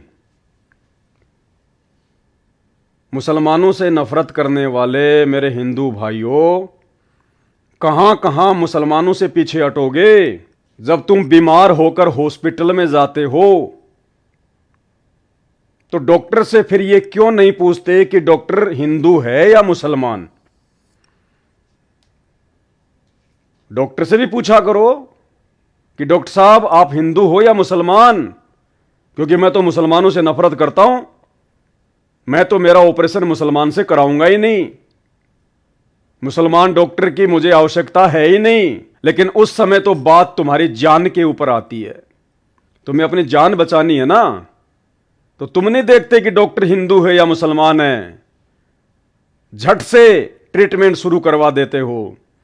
अगर इतने नफरती हो, अगर मुसलमानों से इतनी नफरत करते हो, इतने यदि तुम कट्टर हिंदू हो, तो भाई जब तुम्हें कैंसर होती है, गुटखा खाने से, बीड़ी पीने से, शराब पीने से तुम्हारे गुर्दे खराब हो जाते हैं, लीवर खराब हो जाता है, और जब तुम हॉस्पिटल में पड़े होते हो तो उस समय डॉक्टर से क्यों नहीं पूछते कि ये डॉक्टर हिंदू है या मुसलमान है?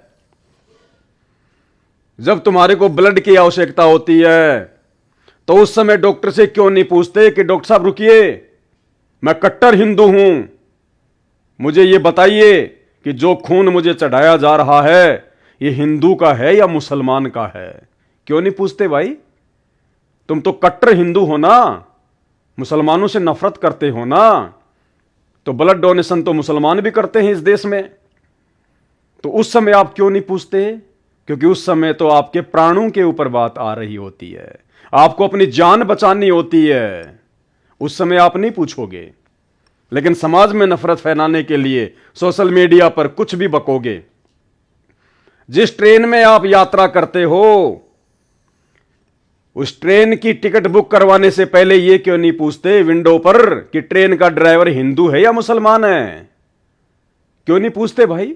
आप तो कट्टर हिंदू है ना, आप तो मुसलमानों से नफरत करते हैं, तो ट्रेन की टिकट लेने से पहले क्यों नहीं पूछते कि मुझे जिस ट्रेन की टिकट दी जा रही है उसका ड्राइवर हिंदू है या मुसलमान है? लेकिन नहीं पूछते आप। बाजार से सब्जी खरीदने जाते हैं, कितने हिंदू भाई बहन हैं जो सामने वाले का धर्म पूछकर सब्जी खरीदते हैं? याद भी नहीं आता होगा तुम्हें कि जिस व्यक्ति से मैं सब्जी खरीद रहा हूं वो हिंदू है या मुसलमान है। तो कहां कहां मुसलमानों से पीछे हटोगे? अपनी जिंदगी से मुसलमानों को कहां कहां निकालोगे? मुसलमान तो रग रग में बसा हुआ है भाई। मुसलमानों के बिना जीवन अधूरा है। जब तुम्हें सिलेंडर की आवश्यकता पड़ती है, अचानक से रसोई में सिलेंडर खत्म हो जाता है, फोन करते हो हमें तुरंत सिलेंडर चाहिए, इसी समय चाहिए, चाहे 50 रुपए फालतू लगे। और जब सिलेंडर की डिलीवरी करने जो डिलीवरी बॉय आता है तो क्यों नहीं पूछते कि भाई तू हिंदू है या मुसलमान है? क्योंकि मैं तो मुसलमानों से नफरत करता हूं, मुसलमान के हाथ का सिलेंडर मैं तो अपनी रसोई में नहीं रखूंगा। उस समय क्यों नहीं पूछते भाई तुम कि भाई तू हिंदू या मुसलमान है? लेकिन उस समय तो आपकी रोटियां आदि अधूरी रसोई में पड़ी हुई है, आपने सेकना है, भूख लग रही है, खाना है आपको। उस समय आप नहीं पूछेंगे। लेकिन सोशल मीडिया पर जो मर्जी बकेंगे समाज में नफरत फैलाने के लिए। जब आपकी गाड़ी अचानक से पंचर हो जाती है और जब आप पंचर की दुकान पर जाते हैं तो क्यों नहीं पूछते कि भाई तू हिंदू है या मुसलमान है? क्योंकि मैं मुसलमान से पंचर नहीं निकलवाता, मैं नफरत करता हूं मुसलमान से। लेकिन उस समय तो आपकी मजबूरी है, आपने बहुत अर्जेंट कहीं जाना है, आप नहीं देखते कि पंचर निकालने वाला हिंदू है या मुसलमान है। बस आपने तो सोशल मीडिया पर नफरत फैलानी है। आप जब किसी रेस्टोरेंट में जाते हैं, किसी ढाबे पर, किसी होटल में जाते हैं, क्या आपने कभी पूछा कि रसोई में जो खाना बना रहा है, जो शेफ है, जो डिलीवरी बॉय है, जो वेटर है, वो हिंदू है या मुसलमान है? क्योंकि आप तो नफरत करते हैं ना मुसलमानों से। आपने कभी पूछा जिस होटल में आप खाना खाते हैं तो खाना बनाने वाला हिंदू या मुसलमान है? लेकिन उस समय तो आपको अपने पेट की आग शांत करनी है, आपको भूख लग रही होती है। उस समय आप नहीं पूछेंगे हिंदू है या मुसलमान है। बस सोशल मीडिया पर आपने नफरत फैलानी है। दारू की दुकान, जब आपको नशा करना होता है, जब आपको गंदगी पीनी होती है, और जब आप दारू के ठेके पर जाते हैं, वाइन शॉप पर जाते हैं, क्या आपने कभी पूछा कि ये सेल्समैन हिंदू है या मुसलमान है? आप तो कट्टर सनातनी हैं, कट्टर हिंदू हैं। आप तो मुसलमान के हाथ से कोई चीज लेते ही नहीं है, आप तो नफरत करते हैं। फिर आप शराब के ठेके पर क्यों नहीं पूछते बोतल खरीदने से पहले कि भाई तू हिंदू है या मुसलमान है? क्योंकि उस समय तो आपने अपनी आग शांत करनी है, आप तो नशे के गुलाम हैं। उस समय आप नहीं पूछेंगे, बस सोशल मीडिया पर नफरत फैलानी है। और मीट की दुकान, ये तो बताने की जरूरत नहीं है, अधिकतर मुसलमान भाई बेचते हैं। लेकिन वहां भी लाइन लगा के खड़े हो जाएंगे आप, ये जानते पहचानते कि सामने वाला मुसलमान है, क्योंकि आपको पेट भरना है, गंद खानी है, वो कबाड़ खाना है, आपको अपने कर्म फोड़ने हैं। वहां आप नहीं पूछेंगे कि ये मीट बेचने वाला हिंदू है या मुसलमान है, जबकि वो टोपी पहने होता है, मूंछ कटा के रखता है, दाढ़ी बढ़ा के रखता है, घुटने तक का पायजामा रखता है, सफेद कुर्ता पजामा पहने होता है, और दुकान के ऊपर नाम भी लिखा होता है, अरशद भाई मीट हाउस। लेकिन आप चुपचाप अपना मीट लेकर, वो गंद, वो कबाड़, वो गंदगी लेकर अपने घर चल पड़ते हैं। वहां आप नहीं पूछेंगे, क्योंकि आपको तो केवल सोशल मीडिया पर नफरत फैलानी है। तो भाई और बहनों, कहां तक मुसलमानों को अपनी जिंदगी से निकालोगे? कब तक ये हिंदू मुस्लिम नफरत वाला खेल खेलोगे? क्यों पाखंड फैला रहे हो? क्यों अपनी रोटियां सेकने के लिए लोगों में नफरत पैदा कर रहे हो भाई? पहचानो, पहचानो, पहले खुद को पहचानो। और खुद की पहचान भी आप नहीं कर पाओगे अपने आप से। खुद की पहचान को कहते आत्मज्ञान। और आत्मज्ञान के बिना यह प्राणी भटक रहा है, दर दर धक्के खा रहा है, धर्म और जातियों की बेड़ियों में फंसा हुआ है, उलझा हुआ है। ये आत्मज्ञान भी आपको पूरे विश्व में केवल संत रामपाल जी के शरण में जाने से ही प्राप्त होगा। आत्मज्ञान का मतलब स्वयं के विषय में ज्ञान। मैं कौन हूं, क्यों जन्मता हूं, क्यों मरता हूं, कहां से आया हूं, कहां जाऊंगा। जो क्रिया जन्म लेकर मैं कर रहा हूं वो क्रिया तो गधा भी करता है, कुत्ता भी करता है। फिर मेरे में और जानवर में भला क्या अंतर हुआ? फिर मेरे को उस परमात्मा ने, उस अल्लाह ने ये विशेष बुद्धि, विशेष दिमाग क्यों दिया? मुझे ऐसे हाथ पैर क्यों दिए जिससे मैं काम कर सकता हूं?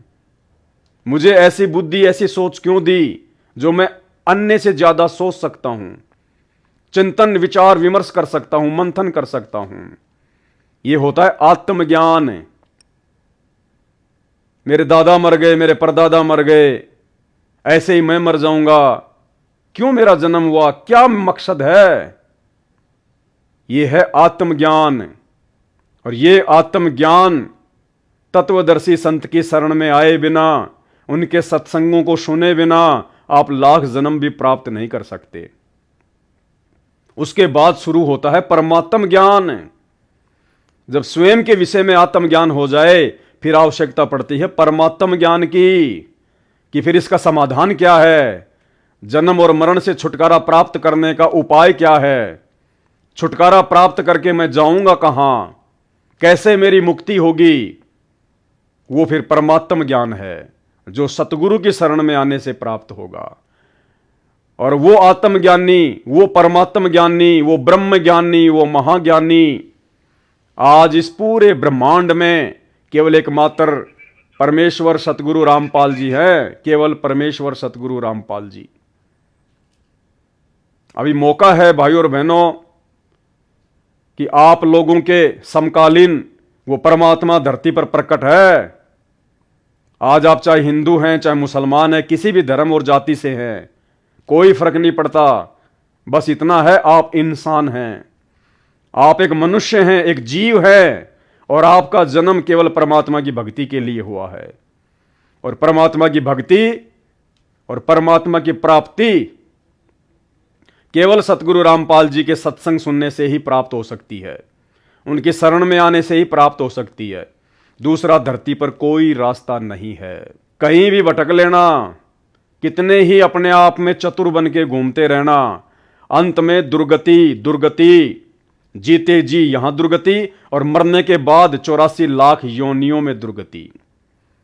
तो भाई किस बात की नफरत फिर मुसलमानों से, और मुसलमानों की किस बात की नफरत हिंदुओं से? ये तो केवल आप लोगों की अपनी अज्ञानता है, आध्यात्मिक अज्ञानता। अरे एक शत्रुघ्न सिन्हा की बेटी सोनाक्षी सिन्हा ने यदि मुस्लिम धर्म के लड़के इकबाल जहीर से शादी कर ली तो आप लोगों को आपत्ति किस बात की, दर्द किस बात का? दर्द किस बात का? यदि उस लड़की ने जो हिंदू धर्म से संबंधित है, यदि एक मुस्लिम धर्म के लड़के को अपना पति बना लिया तो इसमें आपत्ति किस बात की?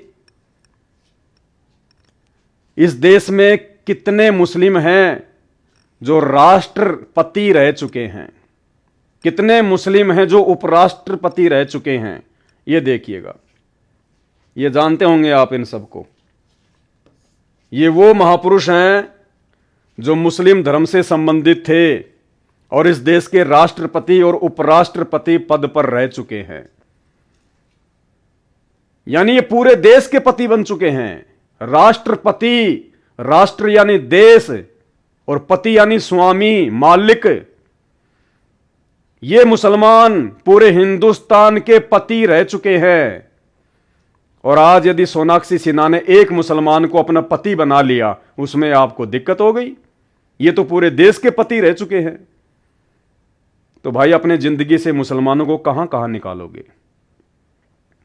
ये नफरत की आग फैलाना छोड़ो। परमात्मा धरती पे आया हुआ है परम पूज्य सतगुरु रामपाल जी के रूप में। मोबाइल आप सबके हाथ में है। समय रहते यूट्यूब पर जाकर सर्च कीजिए, सृष्टि रचना संत रामपाल जी भगवान। इसके अलावा इस मनुष्य योनि को सफल करने का, इस मनुष्य शरीर को सफल बनाने का दूसरा कोई भी तरीका, दूसरा कोई भी मौका आपको ब्रह्मांड में कहीं नहीं मिलेगा। और 2028 युग परिवर्तन का समय है। 2020 कोरोना उसकी शुरुआत थी, उसका ट्रेलर है। 2028 तक पूरी फिल्म निकल के सामने आएगी। प्राकृतिक आपदा, बाढ़, भूकंप, महामारी, अतिवृष्टि, ओलावृष्टि आपको झेलनी पड़ेगी। इंसान की दुर्गति होगी। युद्ध, महायुद्ध, गृह युद्ध 2028 तक झेलने पड़ेंगे। सैकड़ों भविष्यवक्ता अपनी भविष्यवाणियां भी कर चुके हैं और वर्तमान की परिस्थितियों को देखते हुए यह सत्य भी है। और उस विनाशकारी समय में, उस युग परिवर्तन के विनाशकारी समय में केवल उन्हीं आत्माओं का बचाव होगा जो आत्माएं धरती पर प्रकट पूर्ण परमेश्वर अल्लाहू अकबर संत रामपाल जी की शरण में आकर और उनकी मर्यादाओं में रहकर भक्ति करेंगी। अन्यथा समय ज्यादा दूर नहीं है। 2024 आदि जा चुकी है। 2028 लास्ट युग परिवर्तन का समय है। और जब जब धरती पर युग परिवर्तन हुआ है, महाविनाश हुआ है। जब हम सतयुग से त्रेता युग में आए तो रामायण हुई, राम रावण युद्ध हुआ, करोड़ों लोग बेमौत मारे गए। वो कोई धर्म युद्ध नहीं था, कोई सीमाओं का युद्ध नहीं था। केवल श्री रामचंद्र जी की औरत को रावण उठा ले गया था, सिर्फ अपनी पत्नी को छुड़वाने के लिए करोड़ों लोगों की हत्या। क्योंकि युग परिवर्तन था। इस शैतान को, इस काल को केवल बहाना चाहिए और बहाना बना दिया सीता को। उसके बाद द्वापर युग में महाभारत का युद्ध हुआ। युग परिवर्तन का समय था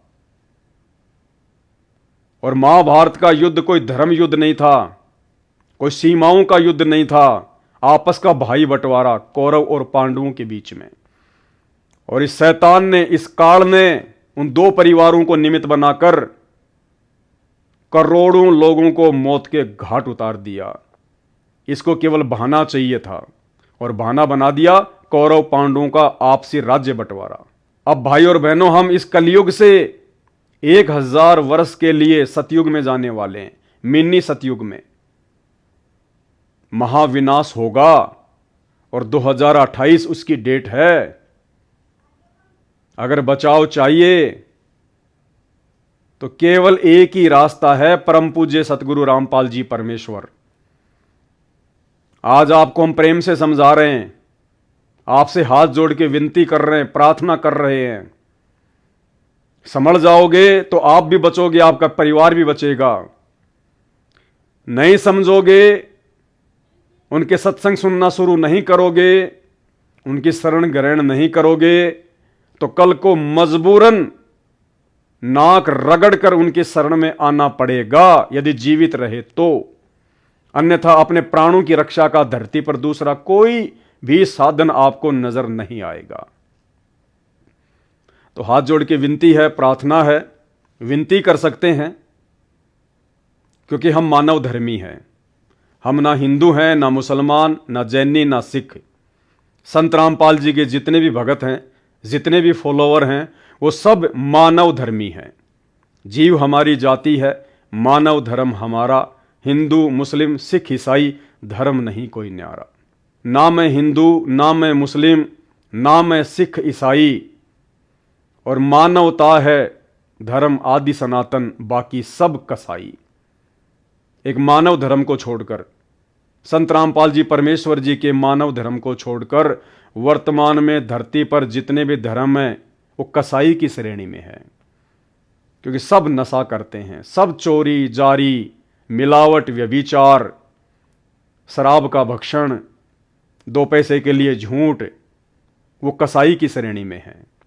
तो आने वाले समय में 2028 के बाद दुनिया के तमाम इंसानों के द्वारा निर्मित मनमुखी धर्मों को संत रामपाल जी परमेश्वर जी के आदि सनातन मानव धर्म में मिलना पड़ेगा।